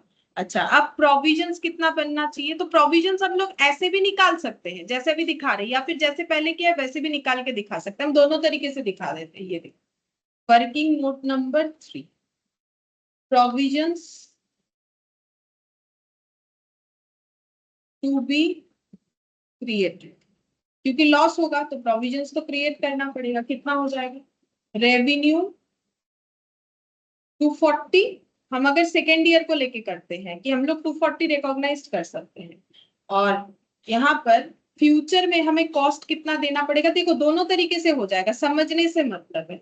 फ्यूचर एस्टिमेटेड कॉस्ट हम लोग इतना सेल रिकॉर्ड कर सकते हैं, लेकिन फ्यूचर में हमें इसके बदले और कितना खर्चा करना पड़ेगा, 260। तो हम लोग का लॉस कितना हो गया, प्रोविजंस वाला 20। ये तो मैंने अभी बताया। देखो इस तरीके से भी हो जाएगा, लॉजिक है ये। अगर हम लोग सिर्फ सेकेंड ईयर का निकाल के करते हैं, अदरवाइज तुम लोगों को सिर्फ वर्किंग नोट 2 देखो, उसमें बनाओगे तो 2 बनेगा, या फिर सिंपल एक वर्किंग नोट 2 जहां पर हम लोग निकाल सकते हैं प्रोविजंस कितना रिकॉर्ड करेंगे। तो उसमें हमें कैसे कैलकुलेट करना है, इसके पहले हम लोगों ने जो भी क्वेश्चन किया जैसे वैसे निकाल सकते हो। कैसे? सबसे पहले निकालोगे total revenue minus total cost, तो भी 20 आ जाएगा। ये देखो total revenue minus total cost, ठीक है। तो टोटल रेवेन्यू हम लोग का है ये देखो 600 और टोटल कॉस्ट है हम लोग का 390 प्लस 260,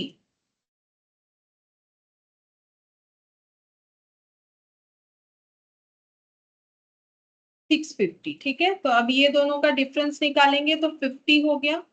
अब यहाँ पर less loss already recognised previous year. अब लॉस ऑलरेडी रिकॉग्नाइज्ड कितना है, ये दोनों का डिफरेंस 30, 390 माइनस 360,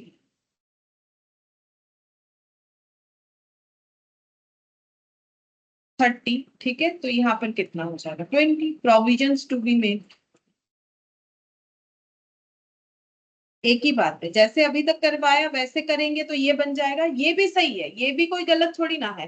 तो देखो इसमें क्या किया मैंने, इसमें सेकेंड ईयर का मैंने डिग्री ऑफ कंप्लीशन निकाल लिया, जो कि माइनस करके निकाल लिया क्वेश्चन की इंफॉर्मेशन के अकॉर्डिंग। फिर मैंने रेवेन्यू दिखाया कि कितना रिकॉग्नाइज कर सकते हैं 240, लेकिन ये सेल वैल्यू पाने के लिए अभी मुझे कितना खर्चा करना पड़ेगा 260, तो मेरा कॉस्ट ज्यादा रेवेन्यू कम, तो 20 का मेरा लॉस हो गया। तो ये भी हम लोग इस तरीके से भी कर सकते हो या फिर और इस तरीके से कर सकते हो। अगर ये करोगे तो 2 वर्किंग नोट बनेगा। अब प्रोविजंस को हमें करंट ईयर में ही रिकॉग्नाइज करना पड़ेगा फ्यूचर के लॉस को, तो यहाँ पर लिखेंगे टू प्रोविजंस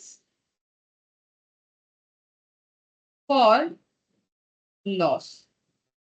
तो जो फ्यूचर का लॉस होने वाला है वो 20, तो नेट लॉस हम लोग का यहाँ पर बढ़ जाएगा। वैसे तो नेट लॉस हम लोग का हो रहा था 30 अगर इसको बैलेंस करेंगे, लेकिन जब हम लोग यहाँ पर प्रोविजंस को भी इंक्लूड कर देंगे तो 50 हो जाएगा ओवरऑल।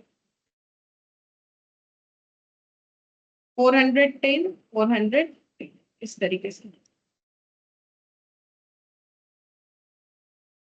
ये पीएल अकाउंट हमें यही वाला बनाने के लिए बोला, देख लेते हैं। इन्होंने कुछ ऐसे लाइन बाय लाइन करके दिखाया है। पहले बोला ये देखो ईयर 1 में 60%, ईयर 2 में 40%, इस तरीके से दिखाया।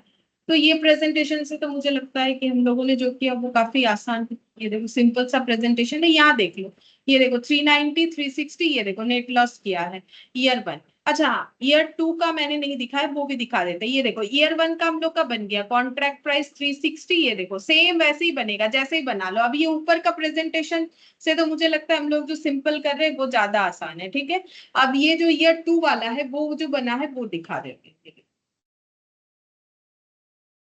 पीएल फिर से बनेगा, ये ईयर 1 लिख लो और ईयर 2 का। तो ईयर 2 का पीएल जो है वो हम लोग कैसे बनाएंगे, उसका लॉजिक क्या है देखो। ईयर 2 का पीएल में सबसे पहले हमें यहाँ पर दिखाना पड़ेगा,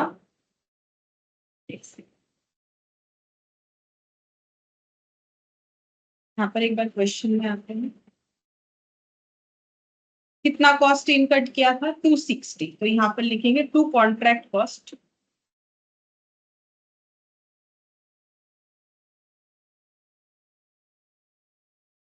260 जैसे कॉस्ट लिखते हैं वैसे ही लिखेंगे, ठीक है, और कुछ नहीं। अब हम लोग को यहाँ पर, इसके बाद हम लोग को यहाँ पर रिकॉर्ड करना पड़ेगा कि हम लोग का कितना जो है, कितना हम लोग का यहाँ पर कॉन्ट्रैक्ट प्राइस है बाई कॉन्ट्रैक्ट प्राइस, ठीक है। तो contract price in the sense इस बार का कितना सेल प्राइस है, तो ये देखो 240, ठीक है। ये कैसे निकाला, ये अगर हम लोग ईयर 2 बनाएंगे ना तो ये वाला भी हमें कैलकुलेशन करने आना चाहिए। वो ऐसे भी कर सकते हो 600 यहाँ पर डायरेक्टली कर सकते हो, 600 इंटू 40% कर दोगे तो 240 आ जाएगा, ठीक है। अब लॉस कितना आ रहा है फिर हम लोग का 20, ठीक है। लेकिन ऑलरेडी हम लोग 20 रिकॉग्नाइज कर चुके थे, ठीक है। क्यों, क्योंकि प्रूडेंस नेचर जो AS1 में पढ़ा था, प्रूडेंस नेचर हमें बताता है कि फ्यूचर का लॉस आज ही रिकॉर्ड करो, प्रॉफिट नहीं कर सकते हो, लॉस आज ही रिकॉर्ड करो। तो बैलेंस यहाँ पर आया। अब इसको क्या लिखना है, बाई साइड पे आ रहा है तो बाई लिखेंगे। तो प्रोविजंस जब क्रिएट करते हैं तो वो तो क्रेडिट होता है, लाइबिलिटी टू साइड जाएगा। अब इसको फिर हमें क्या लिखना है, हम लोग प्रोविजंस जो ऑलरेडी रिकॉग्नाइज्ड किए थे उसका यूज कर लेंगे, यानी वो क्रेडिट हुआ था, प्रोविजन यूज करेंगे तो डेबिट हो जाएगा। तो यहाँ पर हो जाएगा बाय प्रोविजन फॉर लॉस, या फिर इसको लिख सकते हो ऑपोजिट एंट्री यानी reversal of provision for. Provision for loss, हम लोगों ने प्रोविजन फॉर लॉस जो बुक किया था उसको हम लोगों ने रिवर्स कर दिया, ठीक है, क्योंकि उसका यूज कर लिया, प्रोविजन जो क्रिएट किया था उसका यूज कर लिया, बस ऐसे करके ईयर 2 बन जाएगा। ये देखो यहाँ पर भी ऐसे ही।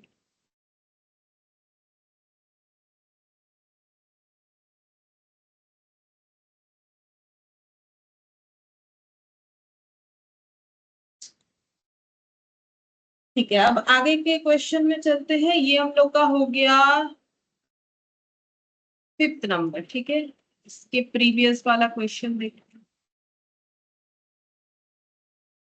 ये एक एग्जाम्पल है, ये भी हम दिखा देते हैं, देखो ये भी अच्छा है ये क्वेश्चन, जो एग्जाम्पल नंबर 4 है।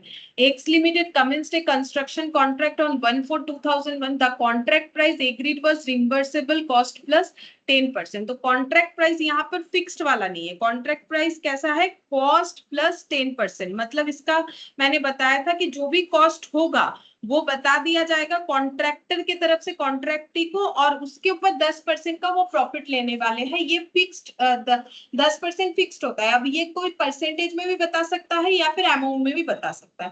कंपनी ने इनकट किया है 1 lakh in 2001-2002 for which cost of 90,000 is reimbursable, ठीक है, लेकिन इसका कॉस्ट रीइंबर्स हो जाएगा। The further non-reimbursable cost to incur to complete the contract are estimated 5,000।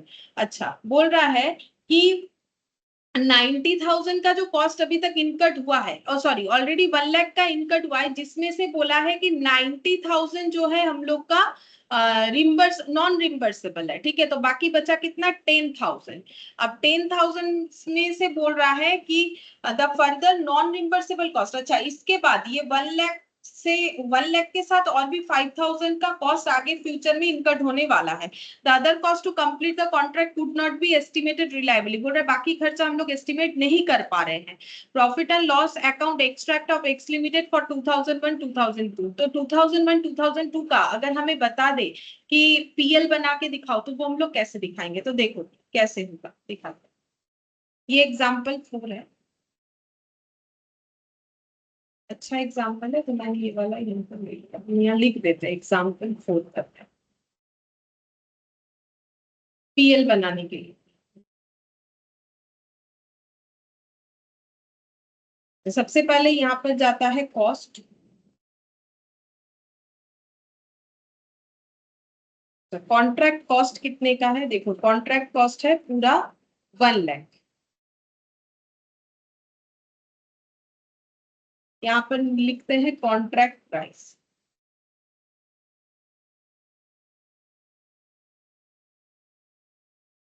Contract price कितने का है, यहाँ पर कंपनी ने इनकट किया है 1 लाख इन 2001-2002, उसी का हमें बनाने के लिए बोला, वो तो लिख लिया, कॉस्ट हो गया।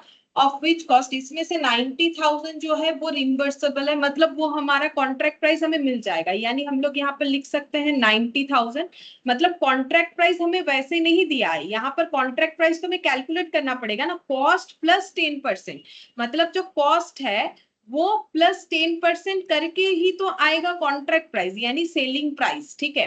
अब कंपनी ने कॉस्ट कितना इनकट किया, तो हम अगर कॉन्ट्रैक्ट प्राइस को इधर लिखना चाहते हैं तो मुझे कॉस्ट प्लस 10% का वैल्यू ढूंढना पड़ेगा, ठीक है। तो कॉस्ट मेरा है 1 लाख, जिसमें से बोल रहा है कि 90,000 रिम्बर्सेबल है, ठीक है, कि 90,000 मुझे रिकवरी मिलेगा। The further non reimbursable cost to be incurred to complete the contract are estimated 5 lakh. अच्छा, अब देखो यहाँ पर कैसे करके डिसाइड करोगे, तो अब देखो फर्दर बोल दिया, ये फर्दर जा रहा है, लेकिन हम लोग तो ड्यूरिंग द ईयर का कर रहे हैं, तो ड्यूरिंग द ईयर में हमें यहाँ पर क्या लिखना पड़ता है, कॉन्ट्रैक्ट प्राइस जितना हो रहा है वो लिखना पड़ेगा, ठीक है। तो कॉन्ट्रैक्ट प्राइस हो रहा है 90,000, ये रिम्बर्सेबल है, प्लस इसका 10%, क्योंकि हमें सेल वैल्यू कैसे डिसाइड करने बोला है, कॉस्ट प्लस 10% करके। तो कॉस्ट ऑलरेडी इनकट कितना है, 90,000 प्लस 90,000 का 10%, ठीक है।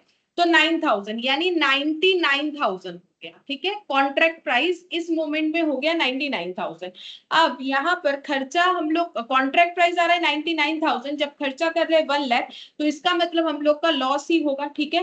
तो लॉस जो है अगर फ्यूचर में भी होगा तो उसका हमें क्या करना पड़ेगा, यहाँ नेट लॉस तो आएगा ही आएगा। ये देखो नेट लॉस हम लोग का आ ही रहा है यहाँ पर 99,000 और 1 लाख का डिफरेंस यानी 1,000 तो आ रहा है, प्लस प्रोविजंस जब रिकॉर्ड करेंगे तो उससे हमारा नेट लॉस बढ़ जाएगा। तो यहाँ पर आ जाएगा टू प्रोविजन फॉर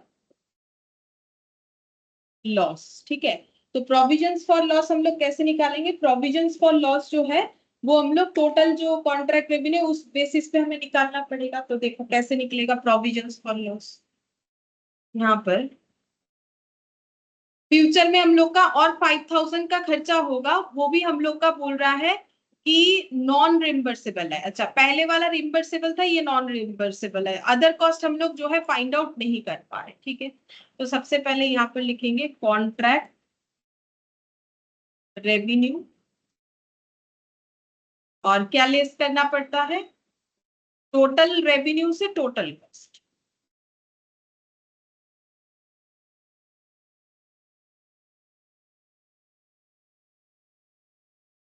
तो total revenue minus total cost. ठीक है, तो टोटल रेवेन्यू हम लोग का कितना हो रहा है?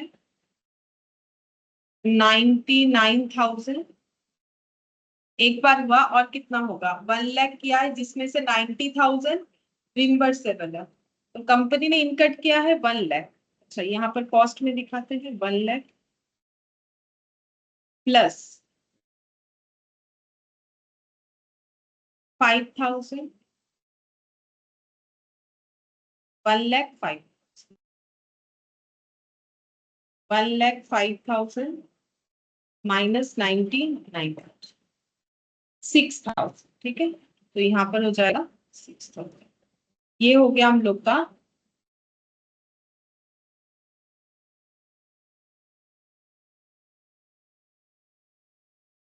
टोटल लॉस, और loss already recognized 1,000, loss already recognized 1,000। तो यहाँ पर हो जाएगा 5,000 का बनना चाहिए प्रोविजंस। इधर लिखेंगे जगह प्रोविजंस टू बी मेड 5,000 होना चाहिए। ठीक है, तो यहाँ पर हो जाएगा 5,000, तो total 6,000 to provision for loss 5,000। अब ये टोटल करते हैं 1,05,000, यहाँ पर हो जाएगा 1,05,000। ठीक है, तो देखो हम फिर से एक बार बता देते हैं, ये हम लोग का कॉस्ट प्लस कॉन्ट्रैक्ट था। तो हम लोग को सेलिंग प्राइस कैसे डिसाइड करना है? कॉस्ट प्लस कॉस्ट इंटू 10% करके। अब यहाँ पर हम लोग को क्या बताया है कि कॉन्ट्रैक्ट कॉस्ट ऑलरेडी इनकट हो चुका है 1 लाख, तो हम लोगों ने यहाँ पर कॉस्ट लिख लिया। उसके अगेंस्ट में हम लोग यहाँ पर सेल प्राइस डिसाइड करेंगे। अब सेल प्राइस कैसे डिसाइड करना है? बोला है कि कॉस्ट प्लस 10%।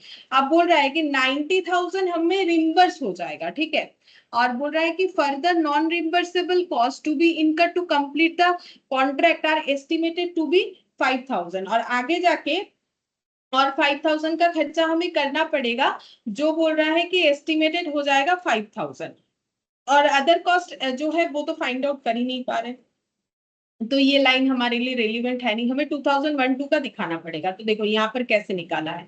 तो फर्स्ट ईयर हम लोग का 1 लाख में से 90,000 क्योंकि रिम्बर्सेबल है, मतलब मेरा जो कॉस्ट है जो कंपनी ने बोला है देंगे। अब ये रिम्बर्सेबल कोई क्यों लिया, 10,000 क्यों नहीं लिया? अगर तुम लोग के दिमाग में ये बात आ रहा है तो देखो यहाँ प्रोविजन हमें पढ़ लेना चाहिए।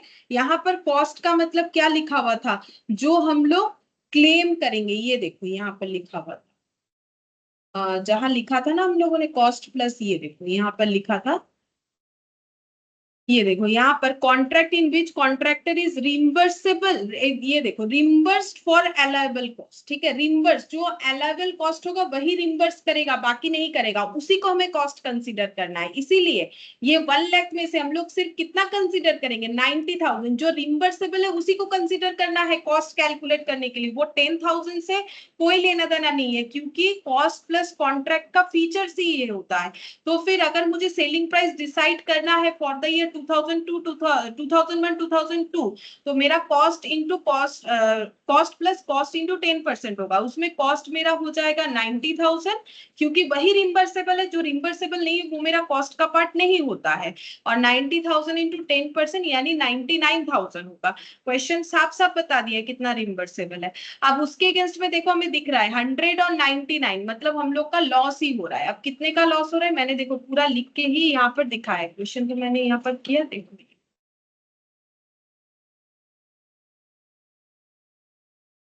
ये देखो यहाँ पर मैंने लिख के दिखाया कि कितना लॉस हो रहा है, 1000, 1 लाख माइनस 99 करने से 1000 का लॉस हो रहा है। अब हमें देखना है कि टोटल लॉस कितना है, तभी तो हम लोग प्रोविजंस निकाल सकेंगे। तो टोटल लॉस के लिए टोटल कॉस्ट इनकर्ड, ठीक है, तो तब हम लोग पूरा लेंगे, तो ये हो गया 1 लाख, ठीक है। और आगे जाके हम लोग कितना, क्योंकि हमें पूरा लॉस निकाल के देखना है, तो 1000 प्लस 5000, तो ये देखो टोटल 1,05,000, और रेवेन्यू हमारा कितना हो रहा है 99,000 हो रहा है, ठीक है।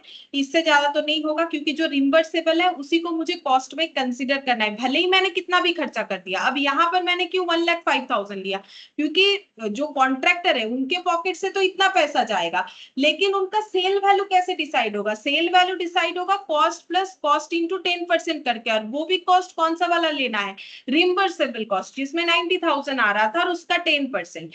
अब इससे हमारा टोटल लॉस इतना, और लॉस ऑलरेडी रिकॉग्नाइज कितना होगा 1000, तो इसका मतलब प्रोविजंस बनाना पड़ेगा 5000, तो ऐसे करके बनेगा। छोटा सा एग्जांपल था, लेकिन बोल सकते हो काफी अच्छा एग्जांपल है। अच्छा, अब हम लोग इसके आगे वाले क्वेश्चन में चलते हैं, question number 4।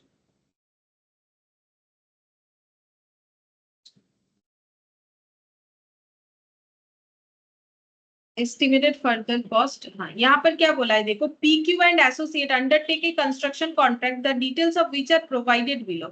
Total contract value मतलब सेल प्राइस, या जिसको हम लोग बोलते हैं रेवेन्यू। फिर बोल रहा है कॉस्ट इनकर्ड टू डेट, मतलब अब तक जो कॉस्ट इनकर्ड हुआ है वो है 3 lakh. Estimated further cost of completion 30 lakh, मतलब 3 लाख का खर्चा हो चुका है और 30 लाख का खर्चा होगा, मतलब टोटल 33 लाख का खर्चा होगा। वर्क कंप्लीटेड हुआ है अभी तक जो है वो है 10%, ये बता दिया है। डिग्री ऑफ कंप्लीशन नॉर्मली हम लोग निकालते हैं, लेकिन डिग्री ऑफ कंप्लीशन यहाँ पर हम लोग को बता दिया है वो 10% है। The work has started some time ago and there is an uncertainty with respect to the outcome of the contract due to expected changes in regulations. बोल रहा है कि काम तो पहले शुरू हो चुका है, लेकिन एक अनसर्टिनिटी है कि ये कब इस काम कंप्लीट होगा, respect to the outcome of the contract, क्योंकि कुछ रूल्स रेगुलेशंस आ गए हैं, तो काम कब पूरा होगा वो नहीं पता। PQ is certain that it would be able to recover the cost incurred to date, बोल रहा है, लेकिन पीक्यू को इतना जरूर लग रहा है कि जो कॉस्ट अभी तक उन्होंने इनकट किया है यानी 3 लाख, वो आराम से रिकवर कर लेंगे, मतलब सेल प्राइस एटलीस्ट 3 लाख का उनका हो ही जाएगा। रिकवर करने का मतलब क्या है, मैंने 3 लाख खर्चा लगा दिया, अब 3 लाख हम रिकवर कर लेंगे, इसका मुझे जो है सर्टेनिटी है, ऐसा बोल रहा है। अच्छा, अब हमें करना क्या है, यहाँ पर उसी चीज को बताना है कि कैसे होगा। देखो वही चीज बताइए, यहाँ से ही बता देते, थियोरेटिकल टाइप है। In the given case revenue and cost can only be recognized to the extent of cost incurred and those which are expected to be recovered. बोल रहा है कि इस केस में रेवेन्यू एंड कॉस्ट, रेवेन्यू मतलब ये वाला, ठीक है, एंड कॉस्ट, जो कॉस्ट हम लोगों ने इनकट किया ये टोटल कॉस्ट, ठीक है, ये टोटल रेवेन्यू। अब क्या बोल रहे हैं, कैन ओनली बी रिकॉग्नाइज्ड, अब ये कितना कितना रिकॉग्नाइज्ड हो सकता है, टू द एक्सटेंट, उतना, to the extent of the cost incurred and those which are expected to be recovered, जितना हम लोग एक्सपेक्ट कर रहे हैं कि हम लोग रिकवर कर सकते हैं उतना ही हमें रिकॉग्नाइज्ड करना चाहिए, ठीक है। Therefore the profit and loss statement would appear as under, बोल रहा है कि पीएल स्टेटमेंट हम लोग का कैसे बनेगा। तो यहाँ पर देखो कैसे बनेगा, पहले यहाँ पर दिया है कॉन्ट्रैक्ट रेवेन्यू, कॉन्ट्रैक्ट रेवेन्यू बोल रहा है 3 लाख, कॉन्ट्रैक्ट कॉस्ट वो तो दिख रहा है 3 लाख अभी तक हम लोगों ने जो है रिकॉग्नाइज्ड किया है। अच्छा, अब देखो यहाँ पर 3 लाख क्यों लिखा है, देखो सीधा बात है, कॉन्ट्रैक्ट कॉस्ट तो 3 लाख ही होगा ड्यूरिंग द ईयर, क्योंकि कॉस्ट ऑलरेडी इनकट 3 लाख ही है। अब यहाँ पर बोला था ना कि इनको ये लग रहा है कि that it would be able to recover the cost incur to date, जितना कॉस्ट उन्होंने लगाया है उतना वो जो है रिकवर कर सकते हैं, ऐसा इनको लग रहा है। तो इन्होंने कॉस्ट लगाया है 3 लाख, और कॉन्ट्रैक्ट रेवेन्यू जो है वो फिर कितना हो जाएगा, यहाँ पर देखो बोला है, देखो वैसे तो रेवेन्यू हम लोग रिकॉग्नाइज कैसे करते हैं, टोटल रेवेन्यू का परसेंटेज ऑफ कंप्लीशन, तो 40 लाख का 10% करेंगे तो 4 लाख आएगा, लेकिन इनका कहना है इतना ही हम लोग रिकवर कर सकते, इतना ही उनको सर्टेनिटी बस उतने तक का है जितना कॉस्ट इन्होंने इनकट किया है, तो इसीलिए कॉन्ट्रैक्ट रेवेन्यू लिखा है देखो 3 लाख। तो हम लोग का कॉन्ट्रैक्ट प्रॉफिट कितना आ गया, 0। अब देखो यहाँ पर क्या बोल रहा है, when the uncertainties that prevented the outcome of the contract being estimated reliably cease to exist, revenue and expenses associated with the construction contract should be recognized by the percentage completion method। बोल रहा है कि अगर कोई uncertainty है जो हमें prevent कर रहा है, that the outcome of the contract being estimated reliably cease to exist, revenue and expenses, ठीक है, revenue and expenses associated with the construction contract should be recognized by the percentage completion method, तब हमें percentage completion method से ही इसे recognise करना चाहिए, ठीक है। तो ये काफी छोटा सा क्वेश्चन था, सिंपल हमें इतना ही बोला है कि हम लोगों ने 3 लाख का खर्चा किया है तो हम लोग 3 लाख रेवेन्यू जो है रिकॉग्नाइज करेंगे, क्योंकि हम लोग उतना ही कर सकते हैं, यहाँ पर बोला है सर्टेनिटी उतने का है। अब यहाँ पर आते हैं क्वेश्चन नंबर 3 में, ये वाला तो हम लोगों ने स्टार्टिंग में ही किया, क्वेश्चन नंबर 3, ये भी इलास्ट्रेशन 3, हाँ ये वाला हम लोगों ने कर लिया।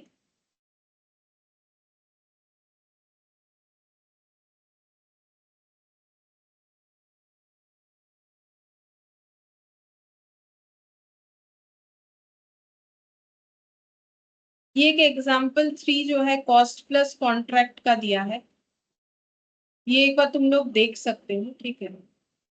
एक बार इलास्ट्रेशन कंप्लीट करवा देते, फिर टाइम बचेगा तो एग्जाम्पल भी बता दो। ये रहा, ये वाला इलास्ट्रेशन करते हैं, इलास्ट्रेशन 2।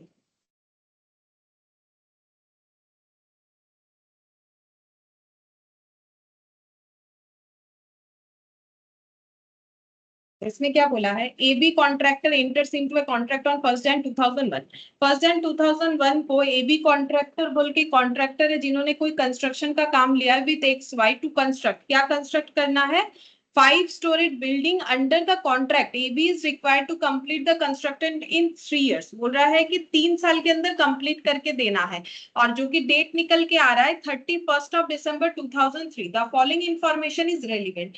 फिक्स्ड प्राइस कॉन्ट्रैक्ट है, 5 करोड़ का कॉन्ट्रैक्ट है, मेटेरियल कॉस्ट एस्केलेशन दिया हुआ है, एस्केलेशन मैंने बताया था कि फ्यूचर में प्राइस बढ़ जाए तो उसका जो मतलब जो प्राइस बढ़ेगा वो कॉन्ट्रैक्टर या कॉन्ट्रैक्टी अपने अंदर कैसे उस चीज को डील करने वाले हैं। तो बोल रहा है कि to the extent of 20% of increase in material cost, मतलब कॉन्ट्रैक्टर को जितना भी, मान लो एक मेटेरियल मिल रहा था 100 रुपए का, ठीक है, अगर वो अभी मिलने लगा मेटेरियल 120 रुपए का, तो पूरा ये खर्चा कॉन्ट्रैक्टर को देना है, लेकिन मान लो 140 का हो रहा है तो 120 जो है वो तो कॉन्ट्रैक्टर अपना देगा, क्योंकि 100 तो वो दे ही रहा था, एक्स्ट्रा 20 वो देगा, लेकिन बाकी जो 20 रुपीज एक्स्ट्रा और हो जा रहा है वो कॉन्ट्रैक्टी को देना है, क्योंकि बोला है सिर्फ 20% इंक्रीज होगा up to the extent 20%, to the extent 20% तक जो है वो कॉन्ट्रैक्टर बेयर करेगा, बाकी जो है वो बेयर नहीं करेगा, और हमें तो यहाँ कॉन्ट्रैक्टर से ही लेना देना है। लेबर कॉस्ट का एस्केलेशन क्या बोल रहा है, up to 30% of increase in minimum wages, बोल रहा है अप टू 30% तक, मतलब 0 से लेके 30% तक का जितना भी इंक्रीमेंट होगा उसका अमाउंट जो है कॉन्ट्रैक्टर बेयर करेगा। In case AB is able to complete the construction in less than 2 year 10 months, अगर 2 year 10 months से कम में इन्होंने कंप्लीट कर दिया तो इनको क्या दिया जाएगा, it will be entitle for an additional incentive of 50 lakh, तो इनको एक 50 लाख रुपीस का इंसेंटिव दिया जाएगा। However in case the construction is delayed beyond 3 year 2 months, लेकिन अगर बोल रहा है कि अगर कंस्ट्रक्शन का काम 3 years 2 months से ज्यादा हो गया, 3 years 2 months से ज्यादा हो गया, ये ऐसे क्यों बोल रहा है, क्योंकि देखो इनका जो कंस्ट्रक्शन का काम है ना वो 3 years लिया था, फिर भी बोल रहा है कि अगर 2 इयर्स 10 मंथ्स के अंदर कर दोगे तो इंसेंटिव मिलेगा, अगर 3 इयर्स 2 मंथ्स लगाने, 3 इयर्स तो है ही और 2 महीना और देते हैं, लेकिन उससे भी अगर ज्यादा देरी कर दोगे तो पेनल्टी देना पड़ेगा 20 लाख का। कौन देगा? कॉन्ट्रैक्टर, अगर वो डिले करता है। और ये सारी चीज हम लोगों ने पढ़े हुए हैं, ये देखो A7 में ना बताया है कि कैसे करके इन सारी चीजों को डील करना चाहिए। देखो कॉन्ट्रैक्ट प्राइस कैसे निकलेगा, ये देखो वेरिएशंस अगर कुछ है, क्लेम्स है, इंसेंटिव, ठीक है, पेनल्टी, तो यहाँ पर हमें इंसेंटिव पेनल्टी ये दोनों चीज दिखा। अच्छा, फिर क्या बोल रहा है? At the start of the contract AB has a reason to believe that construction will be completed in 2 year 8 months. अच्छा, अब एबी को लग रहा है, मतलब जो कॉन्ट्रैक्टर है उनको लग रहा है हाँ हाँ भाई 3 साल दिया है तो क्या होगा, हम 2 साल 8 महीने में तो काम खत्म कर ही लेंगे।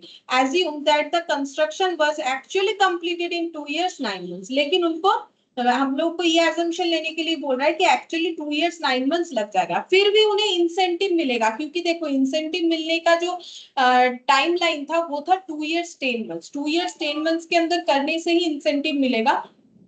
अब वो अगर 2 ईयर 9 मंथ्स के अंदर कंप्लीट करे, ऐसा एजम्पशन हमें लेने के लिए बोल रहा है, तो उनको मिलेगा इंसेंटिव कितने का?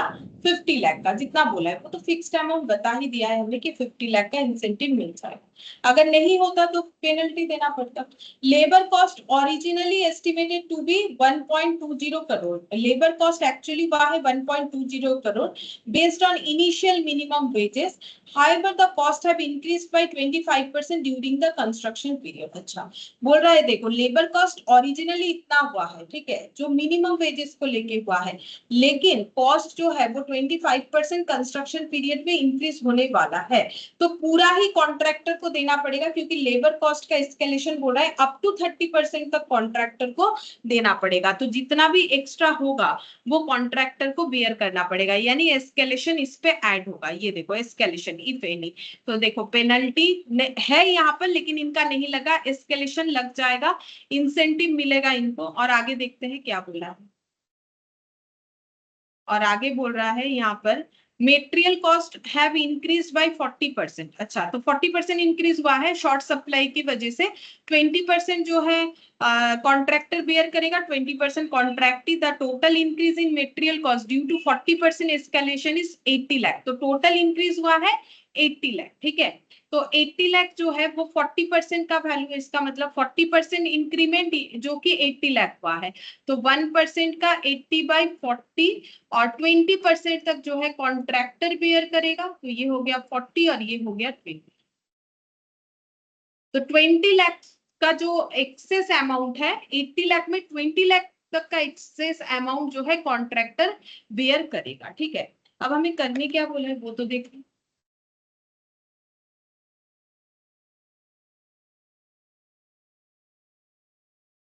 अच्छा, बस इतना ही। Also measure the total contract revenue in this case. अच्छा, हम लोग को कॉन्ट्रैक्ट रेवेन्यू जो है वो कैलकुलेट करने के लिए बोला है, तो कॉन्ट्रैक्ट रेवेन्यू का मतलब ये ही सारे ऐड करके हमें बताना है कि कॉन्ट्रैक्ट रेवेन्यू क्या,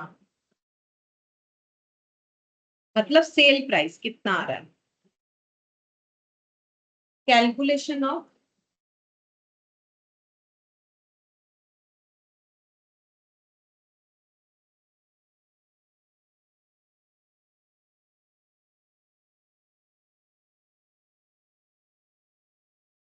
total contract revenue.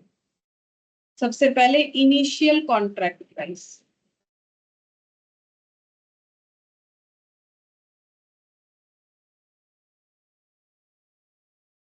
Initial contract price देखते हैं कितना बोला है, 5 करोड़।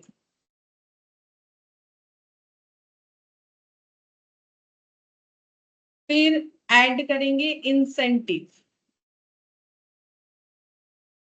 इंसेंटिव इनको मिलेगा, से एस्केलेशन भी है वो भी कर लेते, नीचे है।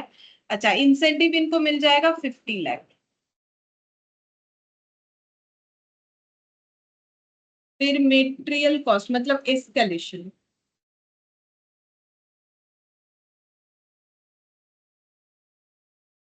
Material cost recovery to the extent of 20%, तो ये कितना हो जाएगा? मेटेरियल कॉस्ट टोटल बढ़ चुका है 40%, बढ़ के 40% का 80 लाख हुआ है। देखो बता दिया है, total increase in material cost, ये 80 लाख इंक्रीज वैल्यू है जो कि 40% के बराबर है। तो 80 लाख बाई 40%, मुझे यहाँ पर 20% तक का लेना है। तो अभी अभी हम लोगों ने देखा यहाँ पर कैलकुलेशन के अंदर का कितना आया, 80 डिवाइडेड बाई 2, यानी 40 लाख आ रहा है, क्योंकि ये लाख में है तो 40 लाख, 40 लाख हो गया मेटेरियल कॉस्ट। और लेबर एस्केलेशन का और एक पार्ट, लेबर कॉस्ट रिकवरी। तो लेबर कॉस्ट रिकवरी बोला है अप टू 30% तक होगा, लेकिन इनका 25% ही इंक्रीज हुआ है, ठीक है। तो पूरा 25% ही कौन देगा? देखो अब यहाँ पर इसको कैसे कैलकुलेट करेंगे हम लोग, 25% पूरा ही कॉन्ट्रैक्टर देगा, क्योंकि उनका रेस्पॉन्सिबिलिटी था अप टू 30% तक। अब लेबर कॉस्ट ओरिजिनली 1.20 करोड़ हुआ है, लेकिन ओरिजिनल इतना हुआ है, लेकिन 25% बढ़ चुका है। तो 1.20 पे जितना भी एक्सेस है, एस्केलेशन हमें निकालना है ना, तो एक्सेस अमाउंट, तो 1.20 ओरिजिनली, इस पे 25% इंक्रीमेंट जितना है उतना एस्केलेशन का पार्ट हुआ। तो 1.2 इंटू 25%, तो ये आ गया 0.3। अब ये 1.2 क्या था, करोड़ था कि लाख था? करोड़ था। तो 0.3 करोड़ यानी कि 30 लाख, 30 लाख हो जाएगा, ठीक है। ये हो गया एस्केलेशन। एस्केलेशन के बाद और क्या मिलने वाला है? एस्केलेशन के बाद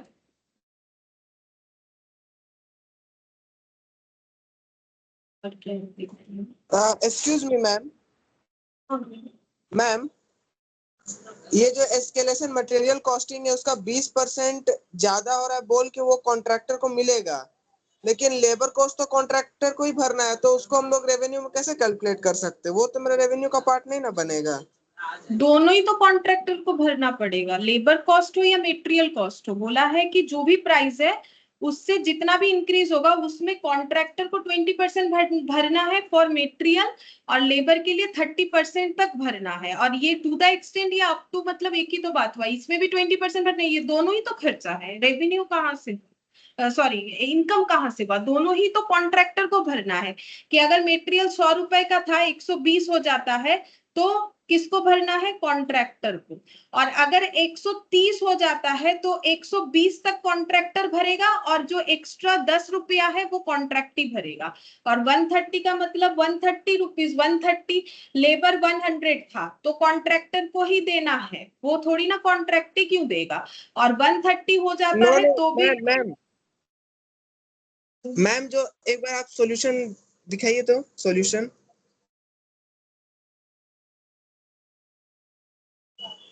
जैसे यहाँ पर सॉल्यूशन में लिखा हुआ है calculation of total contract revenue, तो रेवेन्यू में ये लेबर कॉस्ट कैसे आएगा? वो तो मेरा अच्छा रेवेन्यू का पहले पार्ट मुझे नहीं ना है बोलो मैम। रेवेन्यू का मतलब क्या होता है, कैसे निकालते हो रेवेन्यू? मैम रेवेन्यू का मतलब जो भी रेवेन्यू का मतलब मेरा जो भी सेल्स होगा वो ना। सेल्स कैसे निकलता है? Sales ma'am cost price plus profit या कॉस्ट प्राइस माइनस लॉस। तो ये कॉस्ट प्राइस नहीं है। अगर मुझे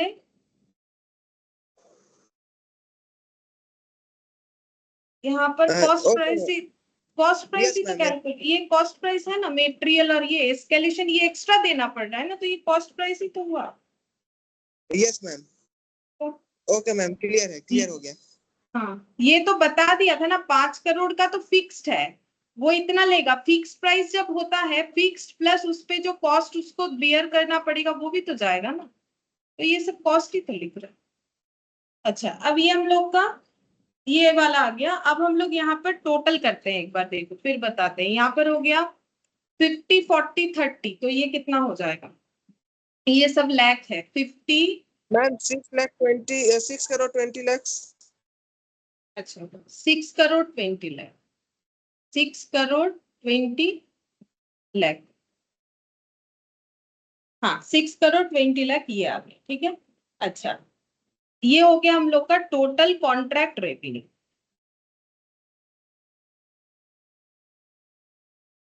मतलब सेल प्राइस, अब सेल प्राइस का मतलब कॉस्ट प्लस प्रॉफिट होता है, ठीक है। तो ये देखो, ये तो इनिशियली हम लोगों ने सोचा था इतना, अब हमें इंसेंटिव मिलेगा तो ये भी हमारा क्या हो गया, इनकम का पार्ट हो गया। एस्केलेशन हमें पे करना तो ये कॉस्ट का पार्ट हो गया। सब मिला जुला के कॉन्ट्रैक्ट रेवेन्यू हम लोग का इतना बन गया। इसीलिए यहाँ पर ये फॉर्मेट में ऑलरेडी ये चीज लिखा हुआ है, यहाँ पर ये ऑलरेडी लिखा हुआ है। तो फिर यहाँ पर भी तो नहीं होता ना, ऐसा नहीं होता है। ये देखो यहाँ पर लिखा हुआ इनिशियल कॉन्ट्रैक्ट अमाउंट जो बात हुआ है, वेरिएशंस वगैरह सब सब मिला के कॉन्ट्रैक्ट रेवेन्यू। अच्छा, अब आगे पढ़ के देखते हैं, आगे भी कुछ है इस क्वेश्चन में, शायद मैंने नहीं पढ़ा है। चलो अब आगे देखते हैं यहाँ इसमें क्या बोला है। You are required to suggest what would be the contract revenue in the above case. अच्छा, इसके आगे वाला ना मैंने पढ़ा नहीं, फिर ये मेजर पढ़ लिया गलती से। Assume that the year 2002 XY has requested AB to increase the scope of the contract. अच्छा, XY ने जो है रिक्वेस्ट किया है AB को कि कॉन्ट्रैक्ट का स्कोप थोड़ा इंक्रीज करे, and additional floor is required. अच्छा, अब वेरिएशंस करवा रहे हैं, बोल रहे हैं कि जैसा बना रहे थे ठीक है, लेकिन इसमें ना एक फ्लोर और लगवाना है to be constructed and there is an increase in the contract fee by 1 crore। अब ये बोल रहे हैं कि अब मुझे क्या करना है, उसमें एक फ्लोर लगवाना है तो 1 करोड़ और भी इसके लिए खर्चा लगेगा। तो बोल रहे ठीक है हम बना देंगे, लेकिन 1 करोड़ का खर्चा लगेगा। तो रेवेन्यू बढ़ जाएगा, सेल प्राइस और भी बढ़ेगा, क्योंकि इनका खर्चा होगा तो ये अपना सेल प्राइस बढ़ाएंगे। तो यहाँ पर ऐड हो जाएगा वेरिएशंस। अगर चाहो तो इसको ऐड नहीं करके एक ही बार में लाइन बाय लाइन हम लोग लिख सकते हैं। तो वेरिएशंस, ये देखो वेरिएशंस के वजह से और भी यहाँ पर बढ़ जाएगा 1 करोड़। तो 1 के बाद 70। अच्छा, अब नेक्स्ट देखते हैं यहाँ पर क्या बोला है। AB has incurred a cost of 20 lakh for getting the local authority approval which it will be entitled to claim। अब बोल रहा है AB जो है वो कंस्ट्रक्शन का काम करवा रहे हैं, लेकिन क्या हुआ ना, अथॉरिटी से जो है, देखो ऐसे ही कहीं पर भी कंस्ट्रक्शन खुदाई वुदाई करके काम नहीं कर सकता है कोई भी। पहले जाके जितने भी बिल्डिंग बनते हैं ना, उसका कागज बनवाना पड़ता है। जो भी ऑथराइज्ड पर्सन होता है, लोकल अथॉरिटी म्यूनिसिपैलिटी हो या जो भी हो, वहां जाके कागज बनवाना पड़ता है। हम लोग कोई भी जमीन पे घर नहीं बनवा सकते हैं। जैसे कोई अगर खेती वाला जमीन हो, ठीक है, ऐसा नहीं है कि उस पे बनवा ले। जैसे कहीं पर भी तालाब वगैरह है तो वहां पर नहीं होता है। जैसे यहाँ केष्टपुर में काफी सारा जो है वाटर बॉडीज है, तो उसके ऊपर नहीं बनना चाहिए। अगर बनता है तो वो इलीगल है। वैसे तो बना लेते हैं लोग, बात अलग है, लेकिन वो इलीगल है। तो बोल रहे हैं वही अप्रूवल के लिए 20 लाख लगेगा। अब अप्रूवल करवाने नॉर्मली जो कॉन्ट्रैक्टर है वही जाता है, लेकिन वो क्यों अपने पॉकेट से खर्चा करे, वो तो पैसा लेगा। तो वो कॉन्ट्रैक्टी को आके बोल रहा है देखिए मैंने ये अप्रूवल करवा लिया, अब ये 20 लाख का जो है खर्चा ये आप मुझे दे दीजिएगा। इसका नाम क्या लिया गया, क्लेम। तो वहां पर जितने सारे पॉइंट है वहां पर देखोगे क्लेम भी आता है। तो क्लेम का मतलब वो हो गया कि भाई मेरा पॉकेट से तो ये एक्स्ट्रा पैसा चला गया, अब ये कैसे रिकवर करेंगे, बेच के प्रोडक्ट को। तो वो बता दिए कि 20 लाख का क्लेम है, 20 लाख का क्लेम आप मेरे को दे दीजिए। ये 20 लाख का क्लेम ऐड हो जाएगा। अब ये भी सब इसमें ऐड हो जाएगा तो टोटल कॉन्ट्रैक्ट रेवेन्यू निकल के आ जाएगा। तो ये हो गया 7,40,000, सॉरी 7,40,00,000, मैंने 7,40,000 टोटल कॉन्ट्रैक्ट रेवेन्यू। ठीक है, अगर इसको यहाँ ऐड नहीं भी करेंगे तो भी चलेगा, इसको यहाँ ऐड नहीं भी करेंगे तो भी हम लोग का चलेगा। तो ये हम लोग का हो गया टोटल कॉन्ट्रैक्ट रेवेन्यू। ठीक है, ये सेल प्राइस ऑलरेडी था 5 लाख, इसमें और इंसेंटिव ऐड हो गया। फिर एस्केलेशन, ये हमें कॉस्ट है पे करना है, तो ये कॉस्ट अमाउंट है, ये कॉस्ट प्लस सेल है। ये इंसेंटिव जो है ये हम लोग का जो है अमाउंट रिसीवेबल है। ठीक है, हाँ ये इंसेंटिव इसीलिए क्योंकि जल्दी काम किया तो वो भी तो उनका बेनिफिट होता है, तो मिलता है वेरिएशंस क्लेम। तो ये क्वेश्चन में देखा जाए तो सारे पॉइंट्स थे एक्सेप्ट पेनल्टी। अब देखो या तो इंसेंटिव मिलेगा या तो पेनल्टी मिलेगा इस क्वेश्चन के अकॉर्डिंग, क्योंकि दोनों बात एक ही चीज पे फिक्स था, टाइमिंग के ऊपर, कि अगर हम लोग टाइम के पहले कर देंगे तो हमें इंसेंटिव मिलेगा और डिले हो जाएगा तो पेनल्टी देना पड़ेगा। तो देखो सारे पॉइंट आए, इनिशियल कॉन्ट्रैक्ट कॉस्ट, वेरिएशंस आ गया कि फ्लोर ऐड करवाना है, क्लेम जो कि अथॉरिटी से अप्रूव करवाया, इंसेंटिव मिला टाइम से पहले कर दिया, नहीं होता तो पेनल्टी देना पड़ता, और एस्केलेशन, ये सारी चीज यहाँ पर ऐड। अच्छा, अब देखते हैं नेक्स्ट और एक क्वेश्चन है इलास्ट्रेशन का 1। इलास्ट्रेशन 1 हम लोग का एक थियोरेटिकल क्वेश्चन है। यहाँ पर ये देखो, यहाँ पर बोला है XYZ Construction Limited, a construction company, undertake the construction of an industrial complex अच्छा, फिर बोल रहा है it has separate proposal raised for each unit to be constructed in the industrial complex. तो उस कॉम्प्लेक्स के अंदर जितने भी यूनिट बनने वाले हैं सबके लिए सेपरेट प्रपोजल आया है, एक साथ नहीं आया कि ये जो है पूरा बना के देना है, सेपरेट प्रपोजल आया, पहला बात। दूसरा, since each unit is subject to separate negotiation, और हर एक यूनिट के लिए अलग नेगोशिएशन होने वाला है। He is able to identify the cost and revenue attributable to each unit, क्योंकि सेपरेट प्रपोजल आया है, सेपरेटली हर एक यूनिट को नेगोशिएट करने वाले हैं हम लोग, तो हर एक यूनिट का अलग से हम लोग कॉस्ट निकाल सकते हैं। ऐसा नहीं कि एक 5 स्टोरी बिल्डिंग बन गया उसका टोटल कॉस्ट निकाल लिया, ऐसा नहीं है। हर एक यूनिट का अलग अलग कॉस्ट जो है वो, और हर एक यूनिट पे कितना रेवेन्यू होगा वो निकाला जाएगा। तो बोल रहा है should XYZ limited treat construction of each unit as a separate construction contract. बोल रहा है कि एक एक यूनिट को क्या सेपरेट कंस्ट्रक्शन कॉन्ट्रैक्ट बोल के हमें कंसिडर करना चाहिए या नहीं चाहिए। तो देखो, हम लोगों ने लास्ट दिन एक थियोरिटिकल पॉइंट स्टार्टिंग में ही पढ़ा था कि कंस्ट्रक्शन कॉन्ट्रैक्ट में क्या आता है, कंस्ट्रक्शन ऑफ एसेट और कॉम्बिनेशन ऑफ एसेट। और कॉम्बिनेशन ऑफ एसेट हम लोग तब बोलते हैं जब वो इंटर रिलेटेड हो या इंटरडिपेंडेंट हो to the term of design, technology and function. लेकिन यहाँ पर जो भी यूनिट बन रहे हैं, क्योंकि उस पर सेपरेट प्रपोजल आया है, सेपरेटली नेगोशिएशन होने वाला है, और हर एक यूनिट का अलग कॉस्ट होगा, अलग रेवेन्यू होगा, तो फिर वो कॉम्बिनेशन ऑफ एसेट या सेम क्लास ऑफ एसेट में तो नहीं आ रहा है। तो अगर ऐसा हो रहा है कि सेम क्लास ऑफ एसेट या कॉम्बिनेशन ऑफ एसेट में नहीं आ रहा है, तो हर एक यूनिट का अलग अलग कंस्ट्रक्शन होना चाहिए, ठीक है। और इसके बारे में तुम लोग थोड़ा सा यहाँ पर देखोगे तो तुम लोग को पता चल जाएगा। मैंने कॉम्बिनेशन तो बता दिया था, लिखवाया था, ठीक है। और सेगमेंटिंग जो कंस्ट्रक्शन का है, मतलब अगर सेगमेंट वाइज होता है तो उसका क्या ट्रीटमेंट होना चाहिए वो यहाँ पर थियोरिटिकली बताया है ये। और हम अलग से नहीं बता रहे, क्यों नहीं बता रहे, ये देखो यहाँ पर ये जो इलस्ट्रेशन 1 है ना, उसी में इस क्वेश्चन का तुम लोग को आंसर मिल जाएगा। ये देखो यहाँ पर क्या लिखा है, बोल रहा है कि as per A7 construction contract, when a contract cover a number of asset, the construction of each asset should be treated as separate construction contract. Separate हम लोग तब ट्रीट करेंगे, हमें एक साथ बहुत सारे एसेट का ही कंस्ट्रक्शन का काम आया है, लेकिन उसे हम लोग सेपरेट तब ट्रीट करेंगे अगर ये इसमें ही कवर होता है। 3 पॉइंट ये मैंने लिखवाया नहीं, अगर तुम लोग चाहो तो सेगमेंट कंस्ट्रक्शन बोल के ये नोट जो है अपने कॉपी में लिख सकते हो। Separate proposal have been submitted for each asset, हाँ इस क्वेश्चन में तो वही हुआ है, सेपरेट प्रपोजल आया है हर एक यूनिट के लिए। Each asset has been subject to separate negotiation, हर एक एसेट पे हम लोग सेपरेटली नेगोशिएशन कर सकते हैं। And the contractor and customer have been able to accept और reject that part of contract relating to each asset. और अगर हम लोग हर एक मतलब जैसे हम लोग क्योंकि यूनिट सेपरेटली आ रहा है, तो हम लोग चाहे तो प्रपोजल को कोई पर्टिकुलर यूनिट के लिए एक्सेप्ट या रिजेक्ट भी कर सकते हैं। ऐसा नहीं कि एक यूनिट मना कर दिया तो पूरा ही कॉन्ट्रैक्ट हाथ से निकल जाएगा, क्योंकि अलग अलग यूनिट के बेसिस पे हमारे पास कंस्ट्रक्शन का काम आया है। The cost and revenue of each asset can be identified, और हम लोग हर एक यूनिट का, यहाँ पर एसेट वो तो नॉर्मल लैंग्वेज में लिखा है, वहां यूनिट लिखा है, हर एक यूनिट का कॉस्ट और रेवेन्यू हम लोग अलग अलग आइडेंटिफाई कर पाएंगे। अगर ऐसा होता है तो हमें हर एक कॉन्ट्रैक्ट को सेपरेट कॉन्ट्रैक्ट बोल के मानना पड़ेगा, हर एक यूनिट का। Therefore XYZ limited is required to treat construction of each unit as a separate construction contract. तो हम लोग इसको सेपरेट कंस्ट्रक्शन कॉन्ट्रैक्ट मानेंगे, ठीक है।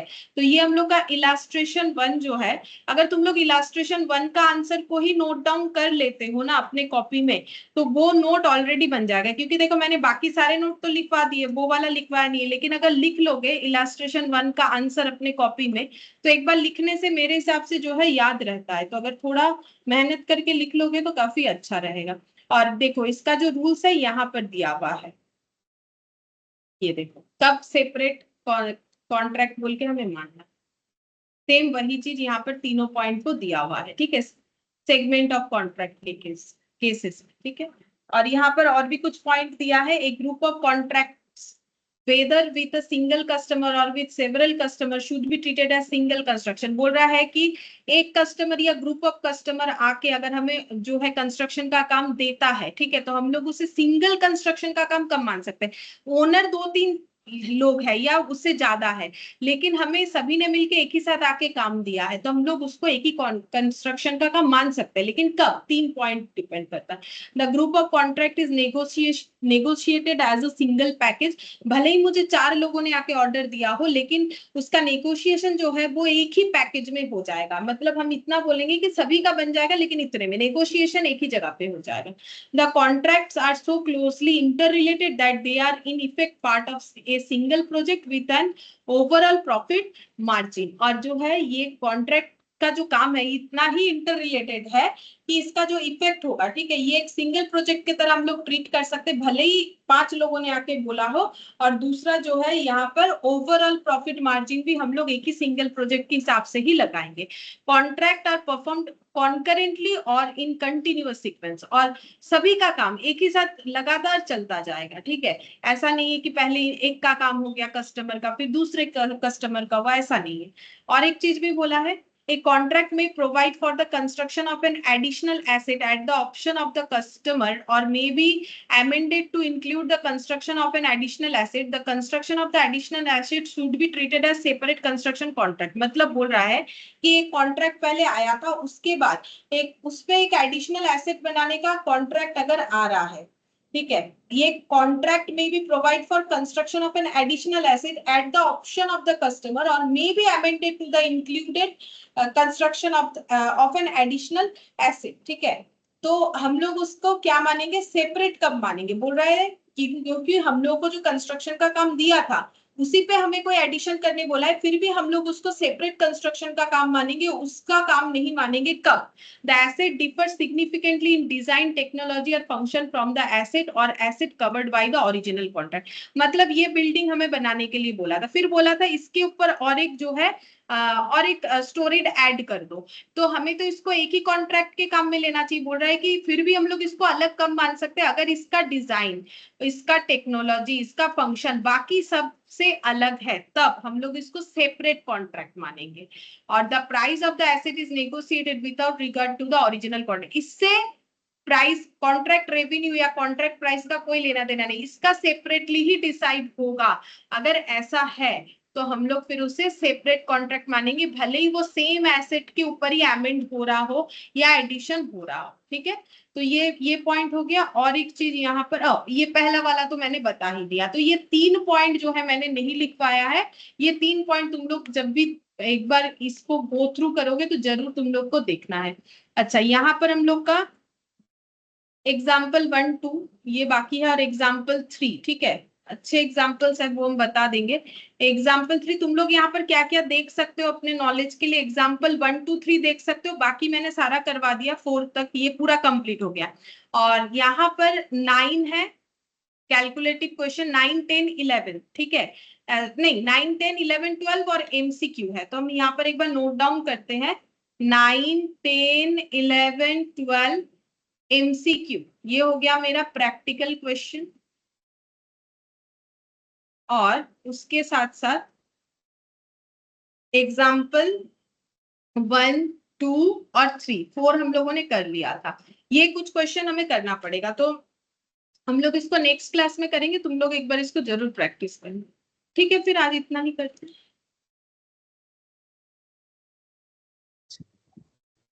Thank you ma'am. ठीक है, बाय।